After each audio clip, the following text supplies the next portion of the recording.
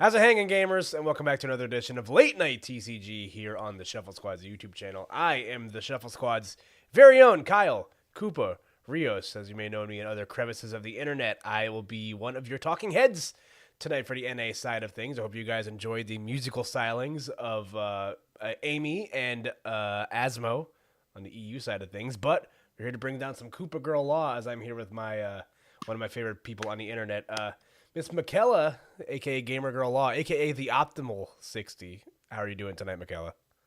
Oh, I'm doing excellent. I am awake. I'm aware, and I'm ready to see some incredible top decks in the late night North American 214 tournament. How are you feeling about our matchup options today?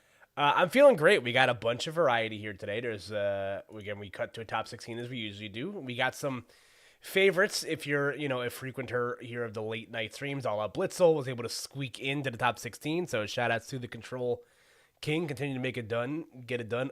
Lee Bowie, one of the best players in the Pacific Northwest, a mainstay here in the late night, rocking the Lost Zone. We'll talk about that a little bit later. And Mysterious Player, if you're familiar with the Tournament of Dooms, Mysterious Player is a frequenter and knows. And that's going to be our first match tonight, Michaela. We'll talk a little bit more about the rest of the top 16 in a bit, but you're ready to talk about two of my favorite things on planet Earth, which are, well, three if we're not kind of commentating with you. But we're going to talk about Lugia, V-Star, and Gholdengo. Are you excited for this one? I'm sorry, did you say Gholdengo as in the card that is somehow still surviving in this meta? Huh? My What? golden goat. God bless America. Gholdengo in my top 16? It's more likely than you think. And you know Free what? PC check. We'll talk about it in just a second. Hang tight, folks. Let's do it.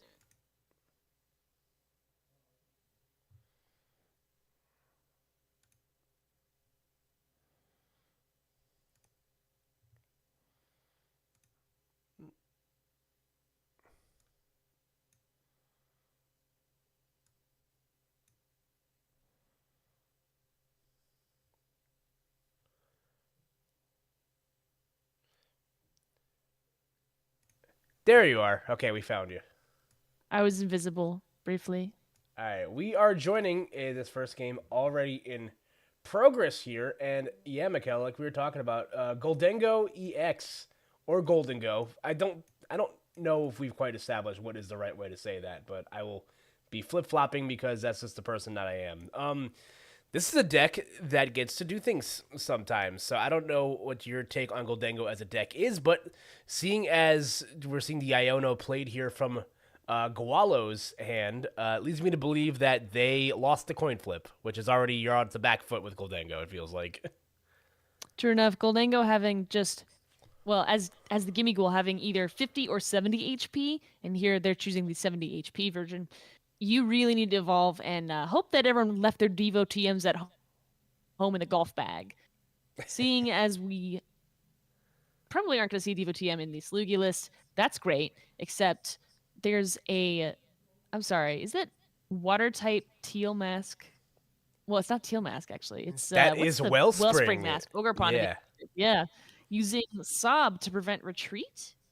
Is Yeah, that right? that is an option that this deck has available to it.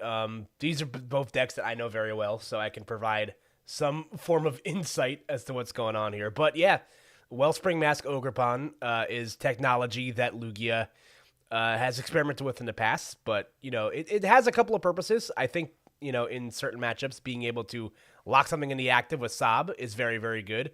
But also, you're seeing a scenario like this where a lot of decks are opting to not play the things like Manaphy to protect your bench, so you'll be able to get a lot of value out of the torrential pump here for Wellspring Mask Ogrepon, and we're gonna see Mysterious Player accomplish the second part of the Lugia puzzle, getting two Archeops out and play your second turn, and we are going to see at least two of these Gimme Ghouls get sent into the grave here, Michaela. Oof.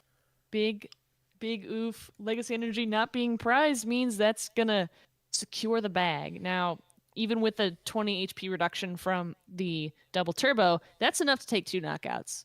So, definitely not a good time to be a Gholdengo player. Fortunately, this is a best of 3, so there will be an opportunity to come back if this setup proves too difficult. But with 3 Gimme Ghoul on the board, they should still be able to get a Gholdengo in play. And I would say that's probably good enough, except there's a Cinccino in progress on that bench with the Minccino with 2 energy on it. So even if the Wellspring Ogerpon gets knocked out here, then Legacy Energy going back into the deck, that's always a good choice. There's so few ways to put energy back into this deck, so being able to both use them on an attacker and shuffle them back in is another huge strength of this Ogerpon. I was talking about Cinccino. Anyway, Yeah. between the Ogerpon and the Cinccino, there's 2 big threats sitting on the board just waiting to take advantage of the situation. So some careful thinking going on here. Yeah. That's about. Well, this is kind of the tough equation with the Ogerpon. And Mysterious Player is always overcommitting here. They don't have to. Double Turbo Energy does count as 2 energies by itself, so you didn't need to also shuffle back in the Legacy Energy, because that is where Ogerpon can be kind of a liability here. If they just shuffled back in the Double Turbo Energy and one of the other 2 energies attached, you put yourself in a scenario where you're still only giving up 1 prize card if Gualo is able to return KO here. We're going to see the Gholdengo EX hit the floor here. We're going to see at least 2 more cards, and we see the Reverum hit the bench as well. That is a card that I personally really enjoy in Gholdengo as sort of like a fringe alternative to the Babarrel engine. Reverum, with that rumbling engine ability, you discard an energy from your hand and you draw up to you have 6. So in a deck that wants to draw a lot of cards, that seems to seamlessly fit right in, Michaela. Extremely fantastic. And another cool benefit is that it doesn't get knocked out by a Dusknoir. At 140 HP, it will survive. You know, like, I will survive, but for Reverum and Dusknoir. So that makes it less of a prime bench target than, say, a Babarrel. Yeah, no, I think that's that extra 10 HP really does make a difference. And we're going to see the Fezandipity hit the board as well. So a whopping amount of draw on the table here for Gualo. And again, like we mentioned, because Mysterious Player chose to shuffle back in that Legacy Energy, this Ogerpon is going to give up 2 prize cards here, which is going to allow Gualo to even up the prize race here. Now, there's a couple things pending on how things shake out here. You do, of course, you mentioned having the Minccino benched already means that Cinccino will be able to pop back in, if Mysterious Player is able to find it. But, that's all dependent on if what we get off the draw from Gift as well as the draw from, for turn, because his hand isn't really looking that great, all things considered. Yeah, I mean, we did just see there's the concealed cards. We haven't, I believe, seen the coin bonus from Gholdengo, so that's another 2-card draw. Let's see, there's 9 cards in hand. They're going to need 5 more of those to be energies compared to the 6th energy that's already attached to the active. So they're going to need 5 energy. That's over half the hand. That's over 50% of the hand. Do they have it? There's an Irida. That'll get you somewhere, especially with another Earthen Vessel. Yeah, I did not get a good look at what the discard resources look like here, but we have at least 2 energies in a discard pile. Once again, only having access to, we saw a lot of cards here, so there is a good chance that maybe we were able to get there. We did see the Energy Retrieval and the Palkia V-Star come into hand here. We're going to use the Baby Retrieval, grab those 2 energies back from the hand. Definitely a good start. Yeah, and we will see if they have the juice to indeed knock out the Wellspring Mask Ogerpon here. Otherwise, we could find ourselves in a bit of a precarious spot, depending on what the top deck is then for a Mysterious Player. Koopa, what flavor of juice do you think it is? Like orange juice, lemonade, limeade? Ooh, I'm a big 200. Oh, just a hair short there. Unfortunately, the spare change coming up a little bit absent there. In terms of juice, I'm a big cherry limeade guy. That is my If you guys want the tech, the best cherry limeade on planet Earth is at Firehouse Subs. Trust me, you're welcome. You get that one for free. All right, I'm taking notes. If you're not taking notes, you're missing out. speaking of missing out, missing that KO there is not good. You're already behind 4-6. You're gonna need some kind of secret strategy to come out from behind there. But considering Palkia is in play, we could see a Greninja move. Let's say maybe next turn they don't get the Chinchino. What you do is you drop down Energy on Greninja and take a 3-prize knockout. Yeah. But we'll see. So there's a couple things to gather from here. Coming up short on the KO could have been purposeful here because now that you're in an evolved state, the Wellspring Mask is no longer a threat here. And we're seeing the interesting strategy of going double turbo energy onto the Lugia V-Star.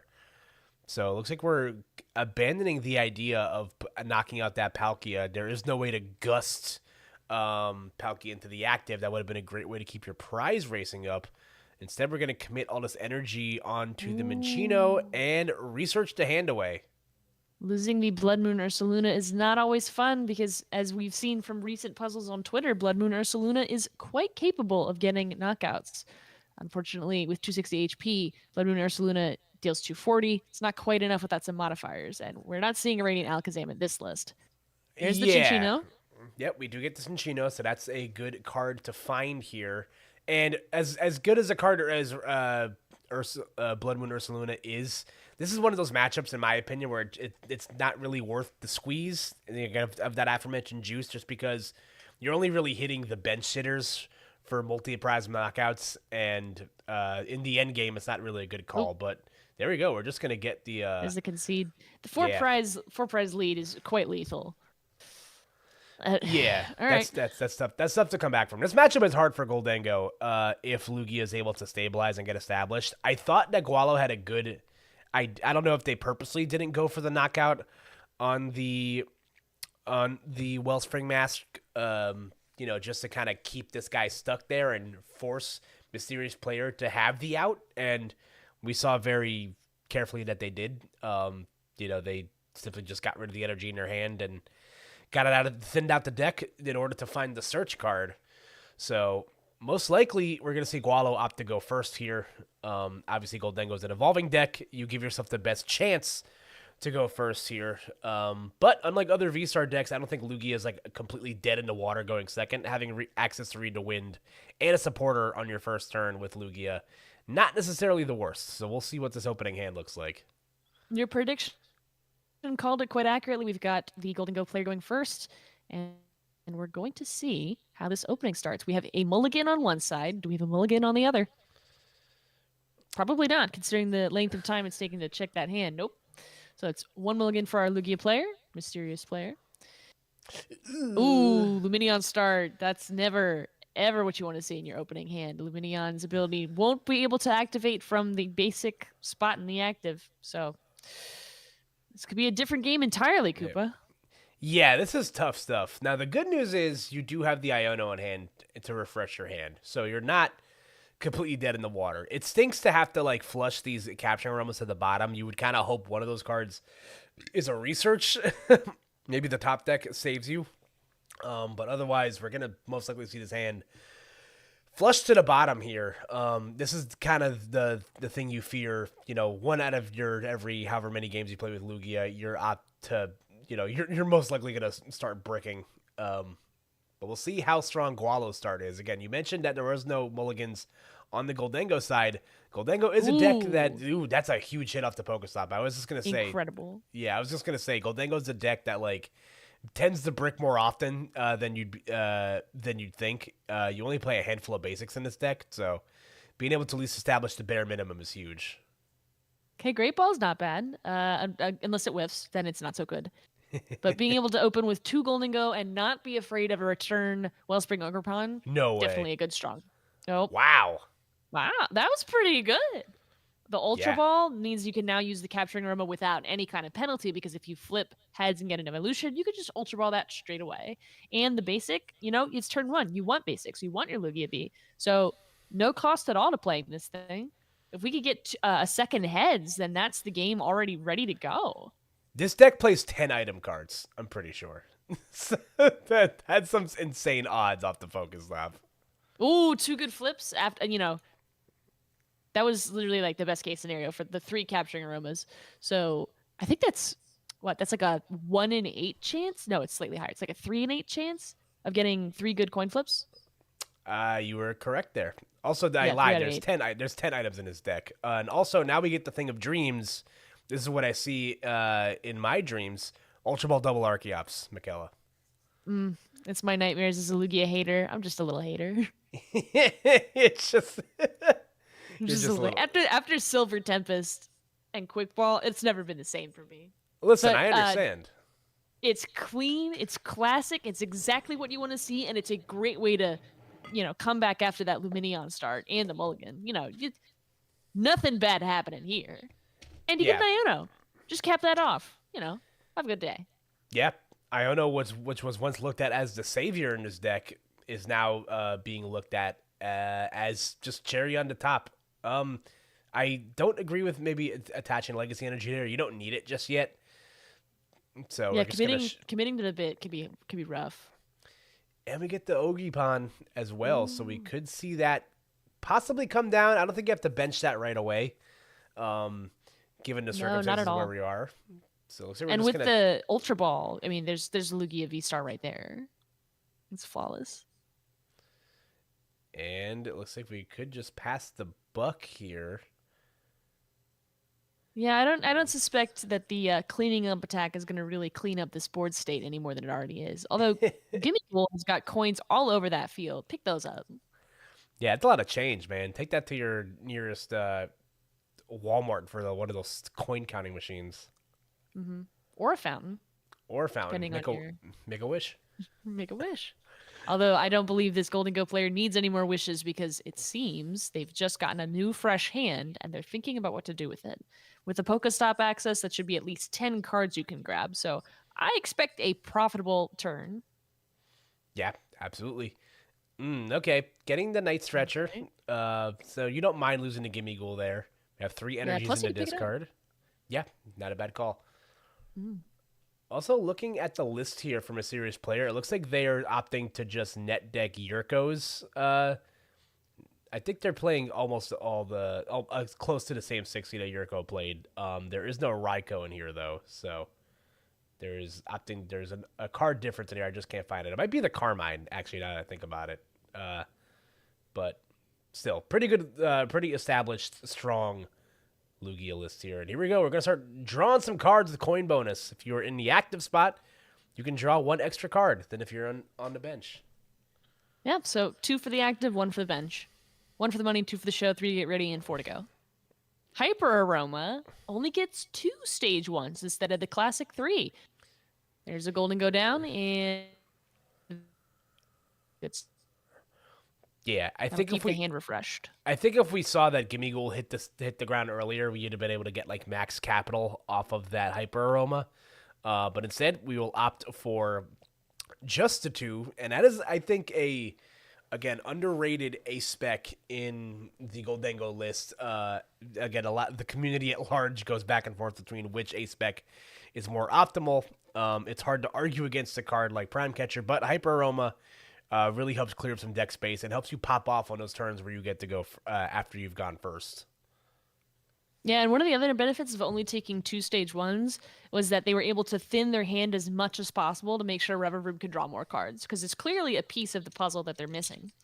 So between that, concealed cards, and whatever they get off this energy retrieval, we should be seeing a pretty devastating attack. As long as there's 4 energy in that hand, that'll be a knockout on the Luminion.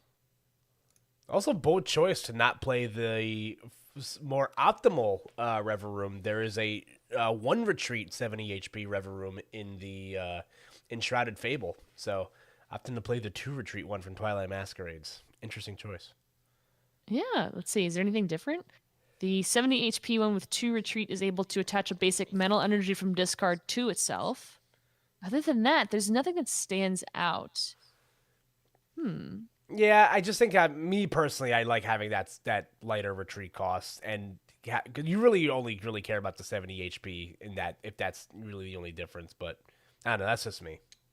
Maybe like the art better, or it could be some kind of like Giga Brain play against a Mew EX. Because people have been talking about that for Duskull. So why not talk about that for River Room? Sure. And you could be onto something here, but we're gonna see the Ultra Ball hit the deck here again. I don't think Wellspring Mask Ogerpon is worth its weight here. We already have Goldengos and evolved Pokemon established, so that's an Mm-hmm. easy chuck right there. And we have the research in hand as well, so you can easily get rid of that Carmine. Carmine kind of loses its value after anything past the first turn, because drawing 7, just better than drawing 5. Those 2 extra cards really make a difference. Absolutely. Every card you can draw is a good card to draw.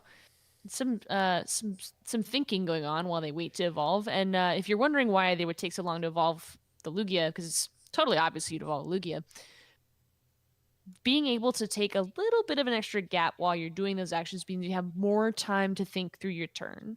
It's not to say that they're playing the clock. That's not what's happening. The fact is that they're using their resources to their best advantage to make sure that they think through every step of this turn while they're taking it. Because you've got to get the Luminion out of the active. You've got to get your attacker ready to go. You've got to choose who's going to take either the 1-hit KO or the 2-hit KO on the Gholdengo. There's the boss in hand. Maybe you want to boss up Palkia. All kinds of options going on here. So taking your time to evolve means you get to take your time planning the attacks out. Yeah, I think Lugia is a deck that, like, you don't have to make, like, a whole lot of complicated decisions. It's really much to kind of sort of like the next man up. It's really just about getting your attackers sequenced properly. But there are some decisions where you're in a position like this where nothing on the board can one-hit knock out a Gholdengo except the Chinchino. So I think you see a serious player going for the smart play, thinning out the energy first to maximize your odds of hitting that one of Chinchino in your deck. No, they're going for the boss play to Palkia. That also They're works eating too. good. Yeah. And now with both Archeops discarded and benched, there's no real need to use that Pokestop, because if you do so, you might discard some of your special energy, or worse, your legacy energy. So no draw other than what you get off of either gift energy or your top deck until you get to use a supporter. Yeah. Two price lead though. Yep, a serious player has set themselves up very nicely here. So now comes the trolley problem of which direction do you go here? I think if you're Gualo, there is an avenue here to even up the prize race. You could maybe try to draw into boss to knock out the Luminion, not trigger the gift energy.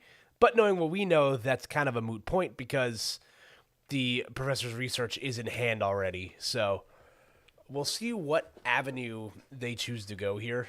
Looks like we're going to go for the Irida to most likely grab some more. Yet we're going to grab our item or our energy searching tools. The Earthen Vessel is going to be an easy one. And we're going to see the Nest Ball hit the deck to grab the Pheasantipity. We're going to draw some more cards here. Irida did not grab a water type Pokemon, notably here because there's only a 1-1 Palkia line. So I don't expect to see any more Palkia return here, especially with the Greninja already in play. There's no more water types to grab. Maybe you could get the Palkia V-Star to thin your deck, but what if it's in hand? So just the Vessel. Yeah, there's a big hand here. I'd imagine if the Palkia could have been prized, but we've drawn through, almost the entirety of the deck right here. You can see the coin bonus hit.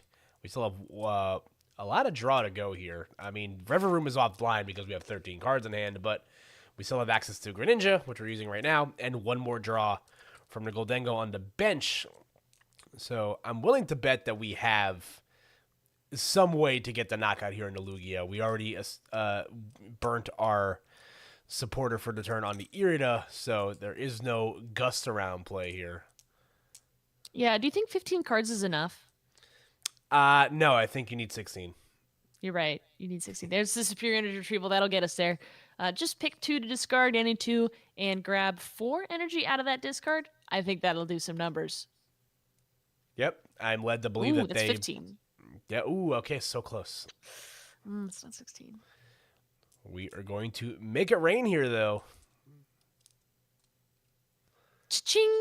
Oh, again. Oh, just shy. What's that about?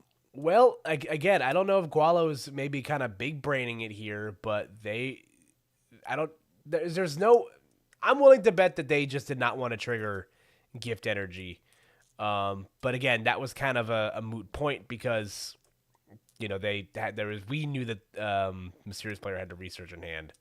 And now this is where the wheels kind of tend to fall off. We're seeing a similar scenario to last game where, okay, you try to strategically go for this knockout because Lugia's only access to draw is through the gift energy. So it's like, okay, if I don't trigger the gift energy, I'm good. But both games, Mysterious Player just kind of had it. So one more acceleration from the Archeops.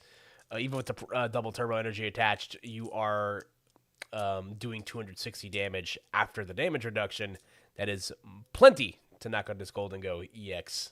We're going to go up to another 2 prize cards here, Michaela. It's not looking good for Gholdengo. This is more like Golden Stop. Oh, there's a debate about Blood Moon Ursaluna coming down. What's that about? Maybe the plan is just hold that just in case and then use it to boss Pheasantipity knockout, but I don't know.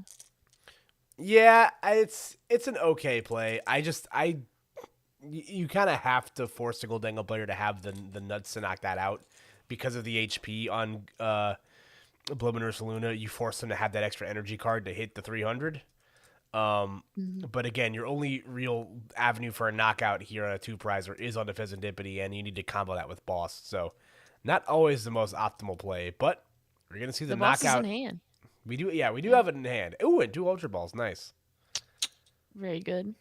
Wow. That makes that earlier gameplay even more impressive when they had the 3 Aroma and then the 1 Ultra Ball. Huh?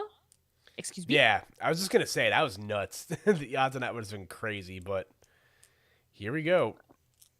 All right, maybe this was the plan all along. Iono your opponent to 2, and hope they don't use Primal Turbo? Hold on a minute. Yeah, this is like one of the tough. Hand disruption is kind of in a rough spot right now in general, but like, especially in a scenario like this, Gholdengo doesn't tend to play. Even if we know that they're opting not to play the Prime Catcher, so item-based gusting isn't a factor here. Some lists have opted to play Counter Catcher every now and then, but this is just kind of looking like a tough spot to be in right now. Even if you get the knockout, you're forced to go to the Chinchino. You can't ignore this Pokemon. So it's kind of a tough game for Gualo. They are rich. But I don't know what they invested in. Malibu Barbie? Still can't tell. Ooh. Okay, Palkid's getting charged up. Another coin bonus. That deck is 6 cards. That is very few cards. That is 10% of your overall deck. Yep, we are going to make it rain. And we do have enough for the knockout there. Only 3 energies needed to knock out the Chinchino. Gift energy is going to draw plenty. These draws aren't great. We're seeing a bunch of... Well, we have the Weird Ear here, but I don't know if we'll be able to commit enough energy to get a knockout here. We're going to be in a scenario where we have to flip the coin to get to secure the knockout this game. There's a terrible... Tails. Nope. Nope. There's a terrible world, and... Oh, no. There's no more Chinchino to grab. Nope. No more Minchino to grab. Only the 1/1 lion in this deck. So now we're in kind of an awkward spot here. There is no gusts. Your only way of knocking something out is to move Weird Ear into the active. I think you should be able to get there. I think there's 1, 2, 3, 4. Yeah. There's 9 energy on the field. No, excuse me. There's 1, 2, 3, 4. There's 4 in the field now. You could put 4 down using double turbo. There's no more double turbos left. So the maximum you could get is 8 energy. Weird Ear, I believe, is 40 times. It's 8 40 times 4 is 320. Yeah. So yeah, you could do it with Weird Ear. Yep, that looks like that's the play we're going to go for here. I think we're just going to commit all the energy we can here. Let's see if Mysterious Player can sequence it. This is why I low-key kind of hate Weird Ear. I'm this card's biggest op. Like... I don't know, man. You never draw this card when you need it. I feel like I would rather just play, like, the Kieran, like, build where you play a 2/2 line of the rats. And even then, like, even with, like, 2/2, I just don't like Weird Ear. I just don't like this card in this deck. I'm a big Weird Ear stan, but you're right. It's never in your hand when you want it. She's just a little shy. Fortunately, this time, that will not be the problem. We're just ready to go and chomping at the bit. Ooh, wait, that's early. I guess you can Primal Turbo to it. Oh, yeah, I guess you can do that too. And there is the Yeah. double turbo energy already committed to the bear, so. Maybe this will force a scoop too, because your opponent sees and goes, "Oh, let me scoop." Yeah, it's game 2. Never mind. They're not gonna scoop. Yeah, they're going to make him have it. Yeah. I'm going to And force have my. it- I was gonna say, and have it they do, but some style play going on here. Yeah, Swapping that out for a legacy? Yeah, I was going to say, I'm. Wait, what? Huh? Huh? I mean, I guess it doesn't really matter Wait. where you. Wait, what's going on They here? put down the weird ear and then didn't move the energy? Huh. I mean, you're up big right now, so I mean, I guess you can kind of go for the flex play, but like, what? I don't love the notion of playing with your food here, truthfully. Maybe they We're just doing didn't it think they different at had late it. night. Well, I'm trying to think. I mean, Yeah, 1, 2, 3, 4, there's only 2 energy left in deck. 5, 6, 7, You'll 8. never. What? Weird ear is now just completely just sitting there. That's Bro. what I think we should go back to the Chinchino line. I think that was the play. Listen, as someone that struggled a lot with multiplication growing up, multiplying by 7 much easier than multiplying by 4. What's a 7?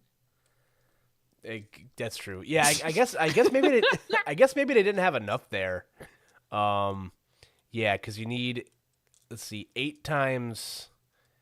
Yeah, you need 7 times 4. It's 8 times. What? No, because you would have needed 2 to retreat. The retreat cost was too high. I think you would have been because one doesn't Weird Ear swap itself in? It does, but I think you would have been 20. You would have been, I think, the damage reduction from double turbo energy would have made it. You would have been like 20 short. I mean, maybe now you have it. Yeah. Oh, that's terrible. But then if it got knocked out, you could have just put up Blood Mirror Saluna. I guess that does it. It doesn't matter. They were so far ahead. Yeah. We will never find out what truly happened here this day, but we do know that Lugia V-Star came out on top in this one, Michaela. Style play on discarding the stadium. Doesn't matter. But will you? You're thinking about it. This is the test of there it is. We'll never know. We'll truly never know. That was impressive stuff right there from a serious player. They are moving on into top 8 of the late night. You want to hop in? You want to check out in our VC2, see what's going on over there? Absolutely. Let's take a peek. Cool. Hang tight for 2 seconds, guys.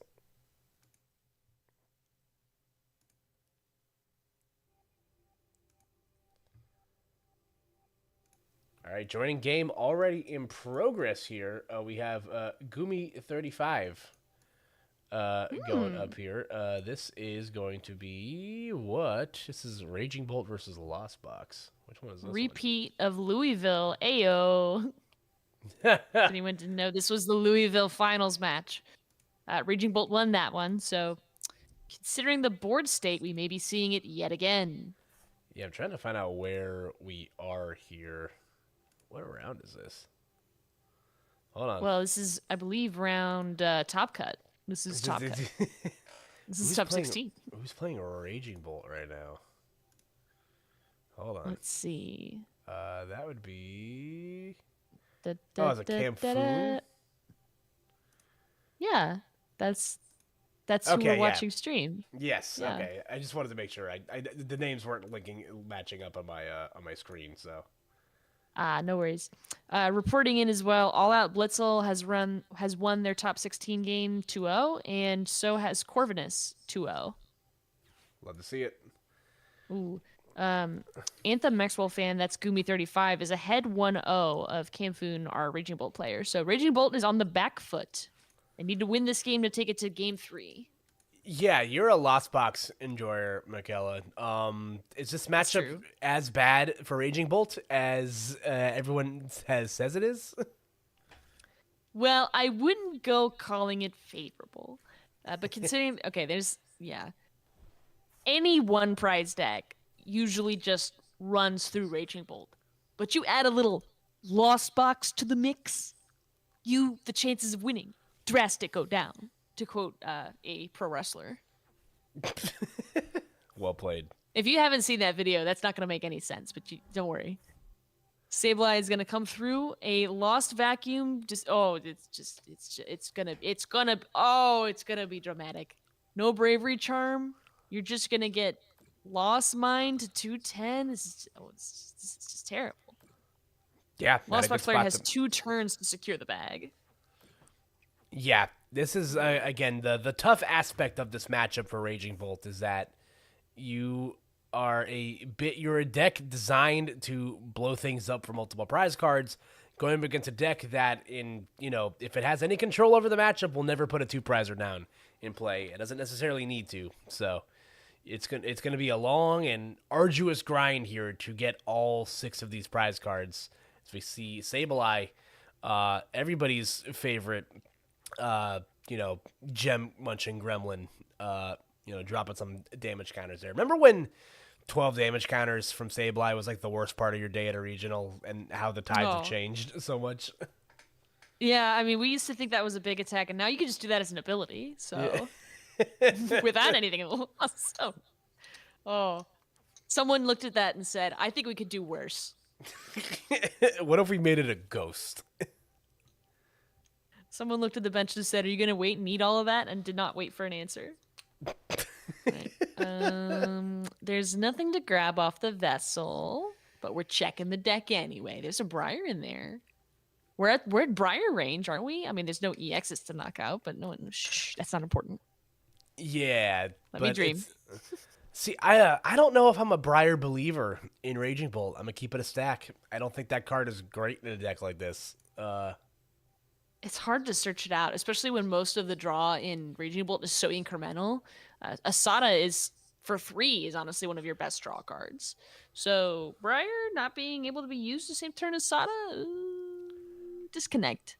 Then again, anything that lets you take more prize cards is essential, and unfortunately, it just does not work against 1-prizers. Yep. Here we are. We're gonna see the concession come out here from. Actually, who conceded here? Oh. Well, looks like Gumi 35, so we will move on to a game 3. Oh, okay. I guess Camfoon ran out of resources? We didn't see the discard, so we don't know exactly what happened. Yeah, that's true. And Camfoon opting not to play the Caleb Gedimer version of this deck that just won Louisville this past weekend. I think the Briar play is a little bit easier to pull off if you do have access to the Luminion, because you can just cherry pick that card out when you need it. And I think in a smaller matchup like this, where you can guarantee a 3 energy knockout, with your Ogre-Pon, I think it does make this matchup I think it makes that card a little bit more usable in a matchup like this. I still don't know if I love it overall, but I think if Lost Box comes back into the fray, maybe that card becomes a little bit more favorable. This hand stinks, so it's a mulligan. Yeah, it's a mully. Although I will say Lost Box's win rate in just this tournament alone is redonkulous. If you've taken a look at the metagame today, Lost Box's win share has been a whopping 55%. That's 5% more than it usually is for anything. Are we back, Michaela? Is Lost Box back? Is Lost Box Brat again? Lost Box is experiencing a revival. And if you're a Lost Box main, today is a great day because that deck has gotten revived with Louisville. Like that, the shambles that Lost Box was in. Good thing it's October because that deck was dead. But we are so back. Yep. We're so back. Rising like a phoenix from the ashes. Lost Box is indeed back. We're going to see opting to go first here as Raging Bolt. Into Lost Box is interesting. I would think this is still one of those matchups where you want to not give that first turn Colress access to the Lost Box player, but hey, maybe I'm wrong here. I don't know. Yeah, I mean, a lot of times you want to go first as well, so you could get you want to go second as well, so you can get the Sada and the turn 1 attack off. So, even if Colress weren't the main concern, you still like attacking. So I wonder what the plan is here. Maybe the thought is that you'll get either you're not a better setup, but maybe you're expecting to brick a little. I mean, that doesn't make sense. That doesn't make sense at all. There's some sort of Yeah. giga brain play I don't understand.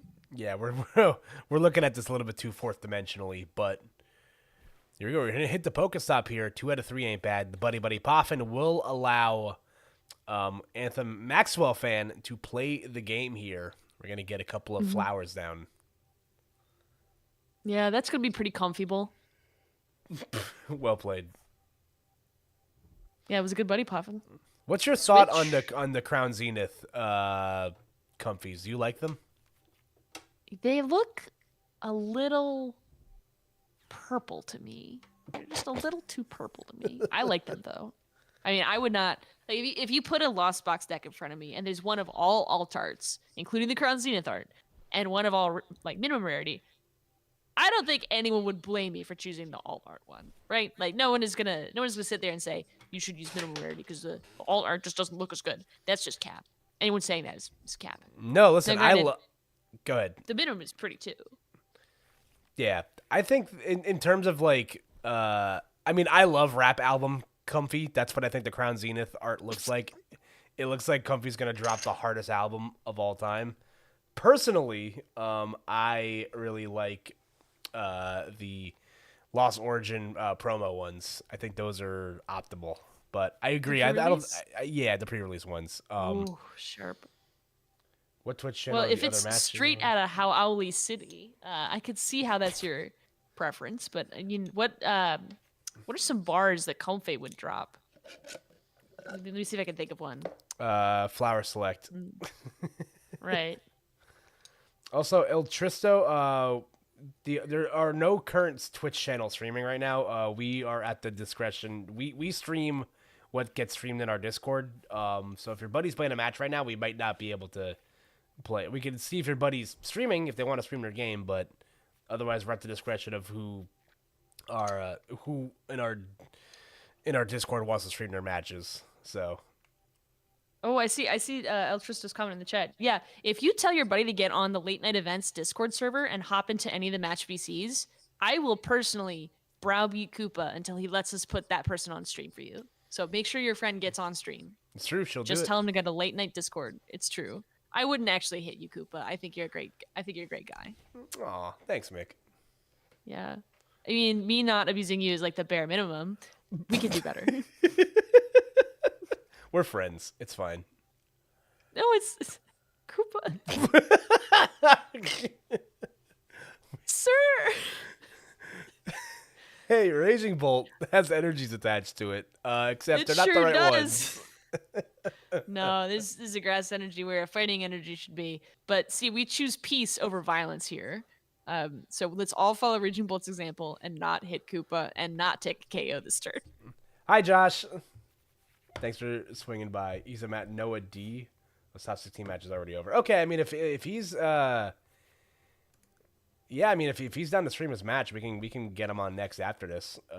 Yeah. I ain't opposed to that. Yeah, Raging Bolt.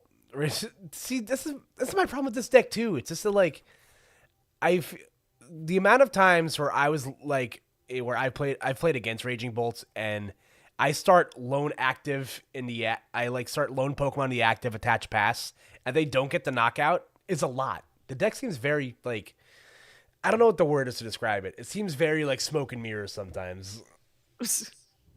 Yeah, that's fair. We're going to see a Super Rod played from our Lost Box player. 3 different types of energy back in the deck. I expect to see a Mirage Gate. And lo and behold, with 9 in the Lost Zone, there's that Mirage Gate. Lost Mine is not yet active. We need one more Lost to do that. But Greninja?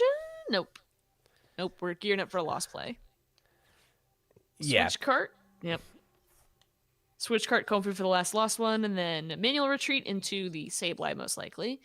What are your knockout targets here? There's 2 Bravery Charms onto both the EXs in play, but a little Lost Vacuum action will take care of that. Yeah, and this deck, I imagine, is not playing any hand disruption. Let me see if I'm talking out of my butt when I say that. Don't worry about it. They're playing one With Iona, all these I lost lied. vacuums, yeah. This deck's not getting dusty anytime soon. No. I mean, it was. It's not anymore. They cleaned it up. That Okay, Noah all guy's... 12. Oh, No, I was going to say... go... Oh. oh, oh. We're in an ope loop. Yeah, I was Try just... that again. Yeah, I was just stating out... Josh pointed out that Noah is a Lugia player, and which means... It's much to Josh's chagrin, but I love Lugia. I can talk about Lugia till I'm blue in the face, and I will do it. Till you're Bluegia? I'll stop. I feel like I've seen Noah. Like, I think Noah played Lugia since at least, if this is the same person I'm thinking of, since at least the Silver Tempest format. If this is the Noah I believe it is, and I believe it is this Noah, extremely talented Lugia player. So that'll be a treat to see for our Lugia stands. I love Summoning Not me, Star. the hater. I love Summoning Star so much. You'll get to have more commentary on Weirdier. I know you want. I know you God, love Weirdier. I hate that card so much. Aw. God dang it all to heck. I hate it. This is a weird avenue for this attack here for Mr. Bolton. Are we gonna get a fighting energy down? Like, period? I mean, I know there's 2 in hand. Are they just gonna? We have the attach return, thinking so about it. Yeah. we got there. But my God. Yeah, we did it. It's gonna take 2 energy to knock out that Sableye, which you might think is casual, but it's not. That is really funny. Sableye just has enough HP where you have to commit a second energy to knock it out. And it's so cringe. Yeah, only grass energy to that discard, and there's an interesting choice there between discarding all the energy on the Teal Mask Ogerpon, which means that if it gets knocked out, you lose nothing, versus doing the 1-in-1 approach that was chosen, which means if that Teal Mask Ogerpon gets knocked out, you have to attach more energy down. But considering these are all 1-prizers, that's not really a deterrent. Yeah, this is a really weird board state we're looking at here. If there's a way to knock off that Bravery charm this turn, then being able to do that and then recycle the Sableye seems like the play here, and just force Camfoom to go through the infinite loop of Sableye. Yeah, with the Rusky board on the active Comfey, that's pretty good at being able to get things out of the... Ooh, that's a Super Rod in the Lost Zone. That is the core of your Lost Box deck. Super Rod is what lets you keep abusing the low energy count and the fairly low count of Sableye as well. So putting one of those in the Lost Zone means you had to take that other card. Yeah, Like, that maybe other there were card 2 must have Super been Rods. like God itself. Oh, we got a scoop. Could have been a misclick. I think, was that just the game? Is that just the game? That's was the a scoop. game, right? Wow. Well, how about that?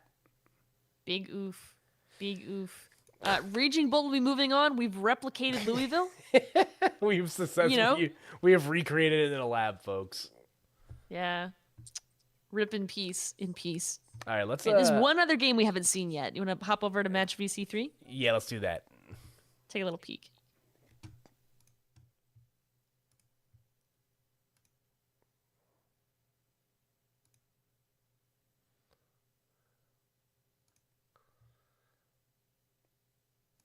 Live from VC3, it's Lugia.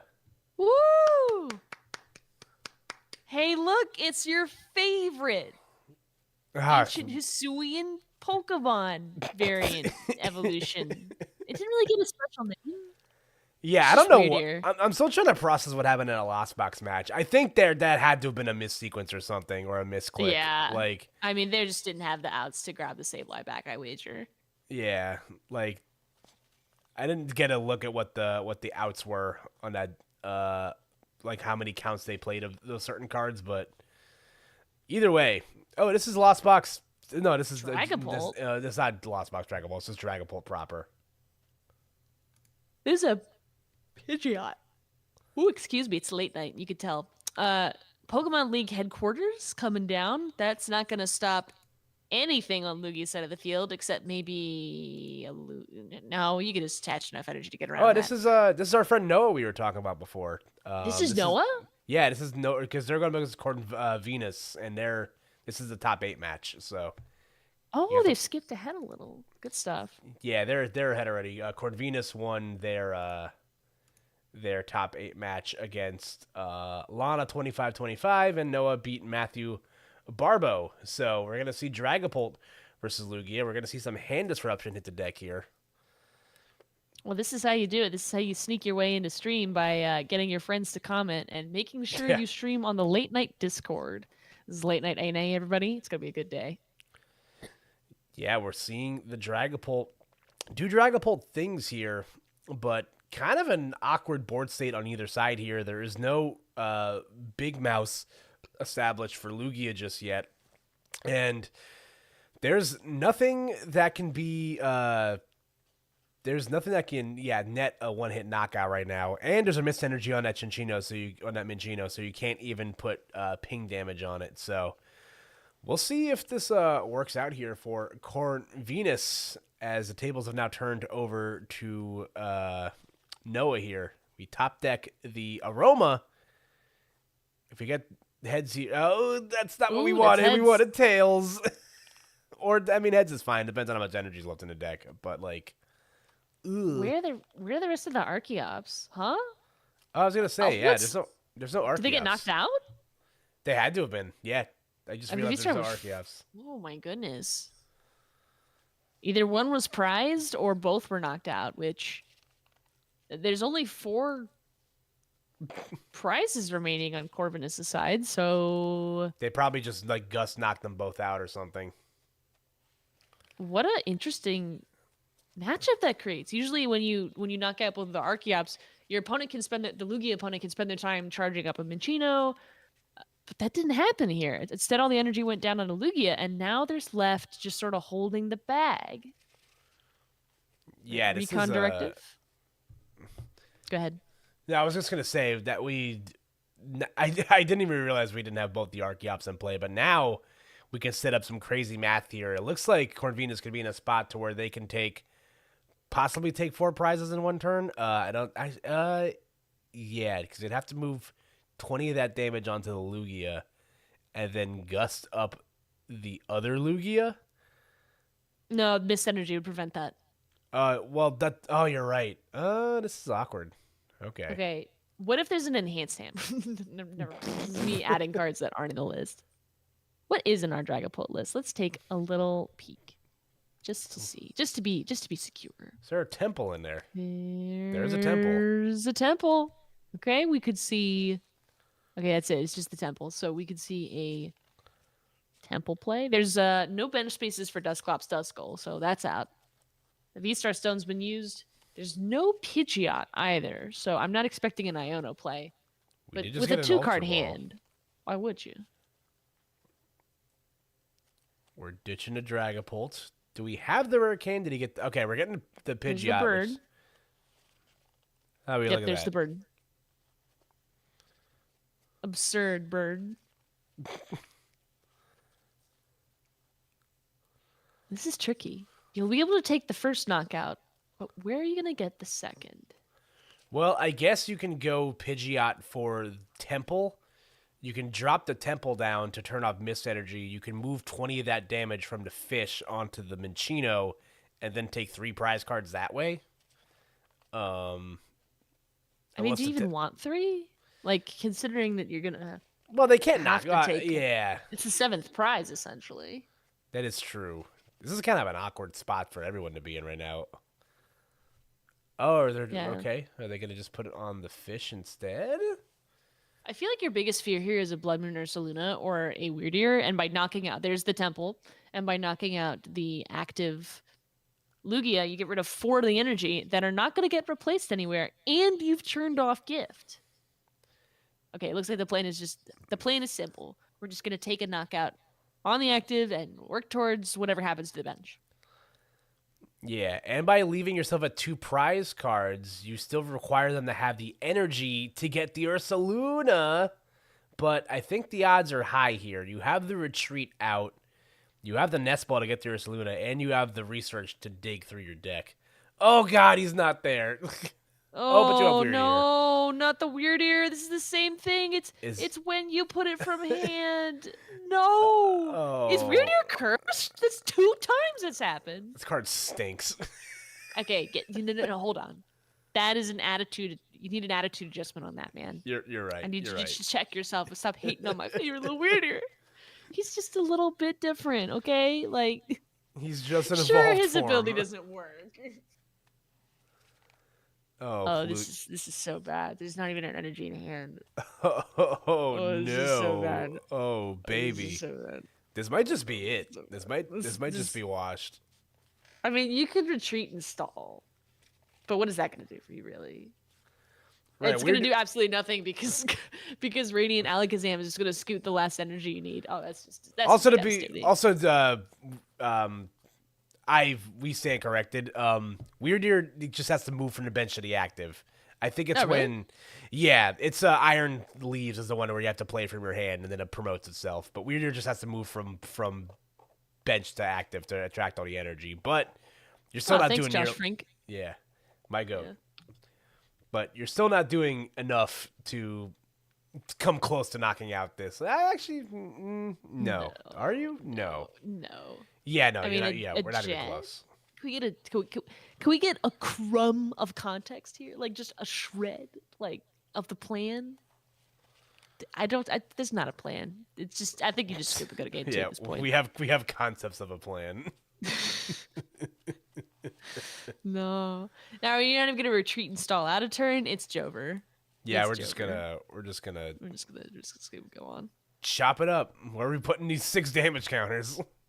Right to the Shadow Realm. Tell you what, though, having a Dragapult and a Draculac on the bench ready to go, that's a very good setup. The amount of games where you don't get both can be frustrating because you need the Dragapult to attack, and getting the 2 energy for that is also hard. But the Draculac at the same time, like that's like 5 different Pokemon you have to have in hand at the right time across 2 turns or with a candy to make it work. So definitely not easy to get there every game. What are your thoughts on Dragapult as a concept right now? Like, is this deck is like a thing in your opinion? Okay, my opinion does not count, but I think it's like a slightly better Meowscarada, and Meowscarada EX has just never been able to do what its fan base has been desperately working to make happen. So I don't think Dragapult has that extra like 2% sauce to do it either. But that's because you need 5 cards to get it going, right? You need your Dreepy, Draculac, Dragapult, or a rare candy swap for a Draculac. And you need 2 different energy, or 1 energy and a Terra Crystal. That's 5 cards. For what? For 200 damage plus 60. Or you could use those same 5 cards for Raging Bolt. And you have a basic, so you could use it turn 1. And 4 of those are energy, and you deal 280 damage. So, quite realistically, I think it's outpaced in every way by Raging Bolt. But I think it's got some unique strengths going for it.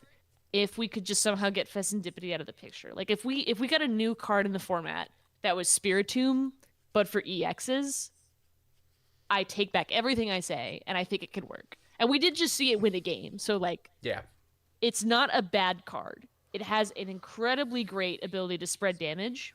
I mean, you cannot overstate how good it is to be able to pick and choose where those 60 counters go so that they're never wasted. Every other deck will waste damage. Dragapult will not waste damage. It is efficient. It is to the point, and it is devastating. Yeah. I think it's just too expensive for what it offers. Yeah, it's just like in my opinion, like again, my opinion matters, only X amount anyway, but in terms of how fast the format goes right now, I just feel like Dragapult, like it's tough. It also did win a regional. So I mean it's hard to sleep on a deck like this. Like when it's able to get going there, it's very, very strong. The problem is I feel like against certain matchups you just kind of get outpaced, but you do have that perk of being a relatively one prize Pokemon that can evolve into a 2 prize Pokemon, but I mean, I don't know. In certain instances it just feels a little too slow for its britches, but 320 HP, no weaknesses is definitely a monster, but it's not the monster we all thought it was when it was released. And to be fair, it's not called like Dragachet, right? It's not a trebuchet. It's the less good siege machine. So we had clues that it was not going to be the meta dominating monster that we all expected it to be. It's funny. It's a worm. It's funny. Yeah. It's a great Pokemon. Like, you can't look at a Dragapult and go, that's boring. Like, it's such a cool design. Like, its tail is invisible, and it's like, it's got its children in its head. Like, that's just cute. So, for the wow factor, 10 out of 10. Can't get Concept-wise, great Pokemon. I'm a fan. Mm. So, looking at the setup here for for Noah. Corvinus. Yeah, and for Corvinus. And Yeah. Corvinus also kind of... This is the problem with like both of the Radiant choices you have in his deck. Like, Radiant Alakazam is a beefy guy, so getting Buddy out of the active is going to be a little annoying. But we have established a bare minimum of getting 2 Dreeps out of the active. We're going to get rid of the Pidgeot. Which Can always means get it that... back Night Stretcher. Yeah, we can't always get that back. Looking at the lines here, just gotta... Yeah, we played 2, so we can afford to get rid of one of them. And we're going to hit the Iono. Good art. Good art on that Iono. There are like 4 alt arts of Iono. I think that one's my favorite. Yeah, that's the milk carton one. I'm a fan of that one. Okay. That Lugia hand. Let's discuss.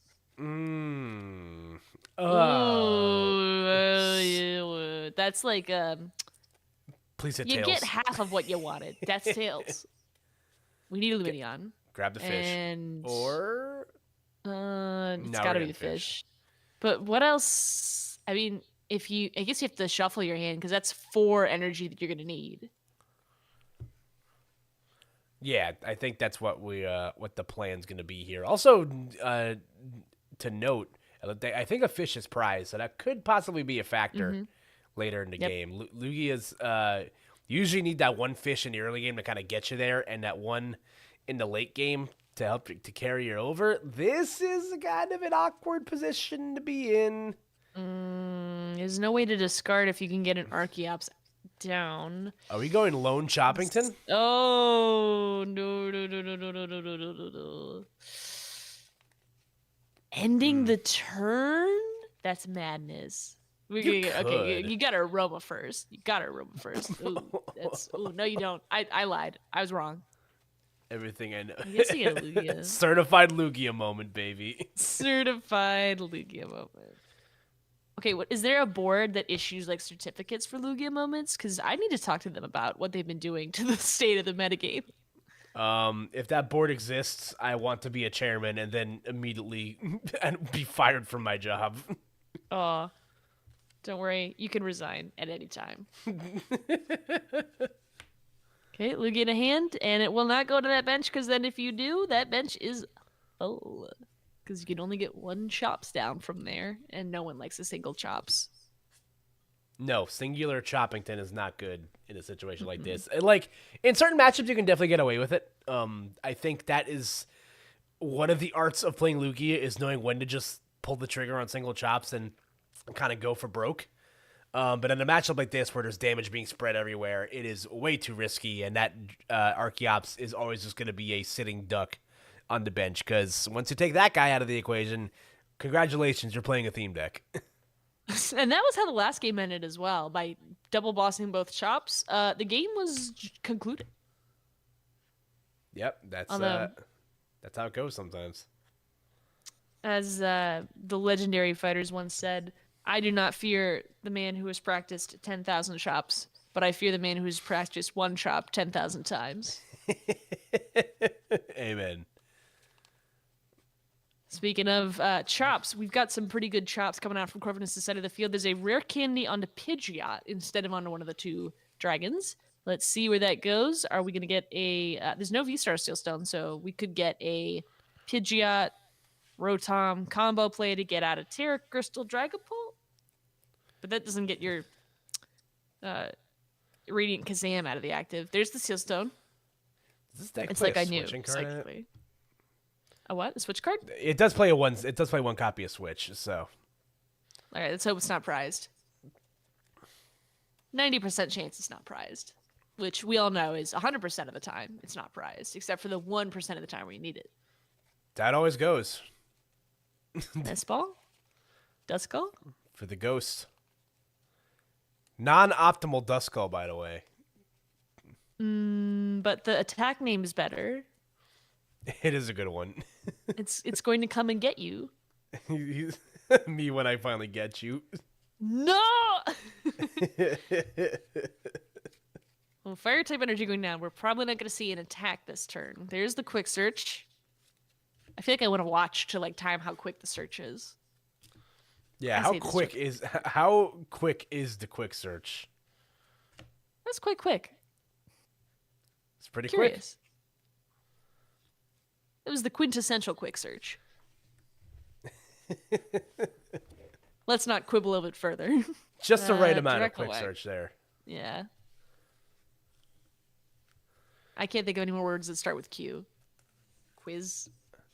There's no jokes I can make with that. Quiche? Quiche? Okay. Yeah, like the food. Yeah, that's a niche joke. It's a niche quiche joke. Sheesh. Sheesh. Quiche. So we have more Lugia hands here. Yeah, this is a certified Lugia hand. The board of directors is working overtime to be this much of a hater. Yeah, this is like if Lugia was like an emotion inside out, it would just be like anguish. Oh. Oh, okay. We've Ultra Ball. Good. We're so back. Oh. Is that the Sun and Moon base set Ultra Ball art? Yeah. It's a good one. Well, I don't know. I mean, they put it in the base set and they put it in Shining. I think it was called Shining Fates. No, Shining Legends. They put it in Shining Legends. You know, they printed Shining Fates, Hidden Fates, and Shining Legends. They were all shiny theme sets, and my brain just didn't work with that. So now we're here using Primal Turbo. Well, the good news is we've accomplished the second step of the TV dinner. We've now gotten 2 Archeops out onto the bench. The bad news is you're only taking 1 prize card here, and neither of them are Dracloaks. So 2 energy going down. Where are they going? You got to put both of them. Oh, what? 5 energy on your Lugia? Huh? Maybe it's. I don't know if this is to. Oh, what? What's going on here? Is this to retreat and attack with Chichi? But what? I guess you can go for that route. Yeah, you know.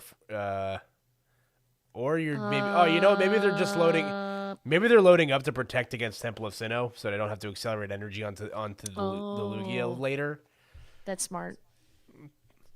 Yeah, because like whether you're hitting 200 damage, like 200 is what you need to, like the bare minimum to hit to knock out the Rotom, so you don't mind like over attaching the energy here, because that extra 20 is only going to make a difference. Like, you know, in this matchup, it doesn't really make that huge of a difference, so you don't mind it here. And we do have a Mist Energy set up on the Chinchino on the bench, so it's going to have to force Corvinus to find the gusting option to get the knockout that or a Dusclops. Or a Dusclops. That will also help. Yeah, well, it'll be Dust Noir, excuse me, but you know, with this many cards that evolve at stage 2s, rare candies are in short supply. So maybe the Clops, maybe not the Clops. The Clops or not the Clops? That is indeed the question here. Clops and Chops. They should go into business together. I'm gonna open a thesaurus restaurant. We serve food here, sir. Sustenance, vitals, consumption. You forgot your mayonnaise. All right, we found the Arven. I imagine Sparkling Crystal is going to be one of the cards we look to grab here, if we haven't already gotten it. No. Ooh, a skateboard counter catcher. Hold up. Could this be a cook to get the birds? Are we doing an ollie out of the active? The bird is not the word at the present time, unless you count Pidgeot EX, because Pidgeot is serving. I'm going with the restaurant metaphor all the way. Would you like to share Buddy Buddy Poffin for appetizers? Is it warm? Is it free? Yeah, it's the warm up. It's free. Oh, nothing is better than warm bread. Okay, we just have the extra energy to attach anyway. We don't need the crystal. No need to get fancy with it. Rare candy. There's the Noir, Dust Noir. And are we going to see a Curse Blast? Could be. Onto one of the birds. That'll mean that a spare 20 damage will secure the bag against that bird. Yeah, I don't think that's a... Oh, okay. double bird. Good night, sweet prince. If this was a golf game, that'd be a birdie. Rest in peace, Archeops. You never stood a chance, bud.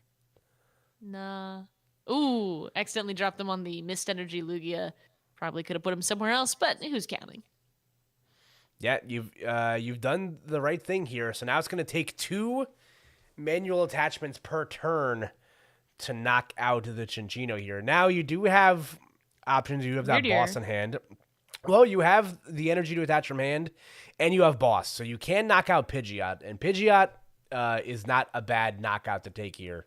You know, Pidgeot is the de facto mob boss of a lot of these decks that it happens to be in. Weirdeer could also be an option here, I guess, if you wanted to go that route, but then you're committing all your energy to one Pokemon that could potentially get knocked out at some point, so... True. I think you got to go for the safer route here. With 4 prizes remaining, that means at 200 damage per hit, you should be able to take a 2-turn hullabaloo, especially because there's no energy on board for the there's no damage on board for a Radiant Alakazam to move, so it would be safe. There's nothing that can deal more than 200 unless there's a Blood Moon Ursaluna in there. Right. But this is not looking too bad here for Noah. They had enough of their board set up to where they kind of like future-proofed themselves a little bit for at least this next turn against the counter catcher, knock out the Archeops play, which is probably what happened to them in the first game. So yeah, I mean that was a fantastic use of a counter catcher. But you're right. This Lugia player has absolutely come back. It seemed like losing to Archeops could be fatal, but nope. Threatening board state. You take my chops. I take your what? I take your Pidgeot. Yep. Okay. Let's see if chat has left us any presents since last I checked on chat. Josh Frank letting us know about Lugia moments, and also that Lugia won the European regional this season. True. No, it was, I think that was in reference to Dragapult, where Dragapult won Dortmund. So, really? Yeah. That's actually so sweet because it's the Dragon Darts. You know, that's the signature move. So it run Dortmund. You know, like you know, I get out. I don't know nearly enough about Dortmund to make any kind of jokes whatsoever. Okay, some thought about Weirdeer going down. Jamming Tower is turning off Crystal, but not much else. And with all the energy on the board, that's not exactly a deterrent. Yeah, this is where you get into kind of a rough spot to be in because you assume your Corvin has put down the Duskull, so there is always the possibility there might still be a rare candy in there to evolve that guy. It's possible. Or you have the Dusclops to just pop the 50. But we're now in an awkward scenario where, that we need to find a way to get a knockout this next turn. But it's so tough. The bear is back in town, but this nest ball play could have been a turn early. The debate is pretty hefty here on whether to put down nope, no Blood Moon Ursaluna today. He's hiding out in the deck. Yeah, he's shy. Oh, we draw to him anyway. Yeah, no worries. Although I don't think benching the Blood Moon Ursaluna is like bad right now. It really depends on what's in the hand for Corvinus. I didn't get a look at how many rare candies they've used, but I think even if they have access to like the Dusclops, I think that 50 damage does make enough of a difference to where I think it might be three rare candies. One for Pidgeot, one for Dusclops, and unless there's a Dracloak under this active Dragapult, I think that would have been the third. I think there is, because there was 2 Draclocks on the field before. So. Oh, there you go. All right, we're just going to swing for the 2 here. Keep that stadium. Yeah, keeping Jamming Tower in play in this matchup is huge. Turns off the Sparkling Crystal. You know, if you're a trainer, you can't jam out. Deep cuts in this establishment. Deep cuts. A buddy Well buddy played. poffin. Fill up that bench again. It's looking mighty empty. We could use some more ghosts. We could use some more ghost dragons. We could use some more ghost dragons. It's gonna be ghost dragons today. All 4 Dreepy out to play. Yeah, it's Recon Directive. Going to take a look at the top 2 cards, put one to the bottom of your deck, and put one in your hand. Incredible ability to have on a Pokemon that evolves into a massive attacker. That's a nice bonus. Yeah, Airmail wishes it was that good. For real. Okay, before the name of that ability came out, me and my pals were calling it Scare Mail. I'm so upset it's not called Scare Mail.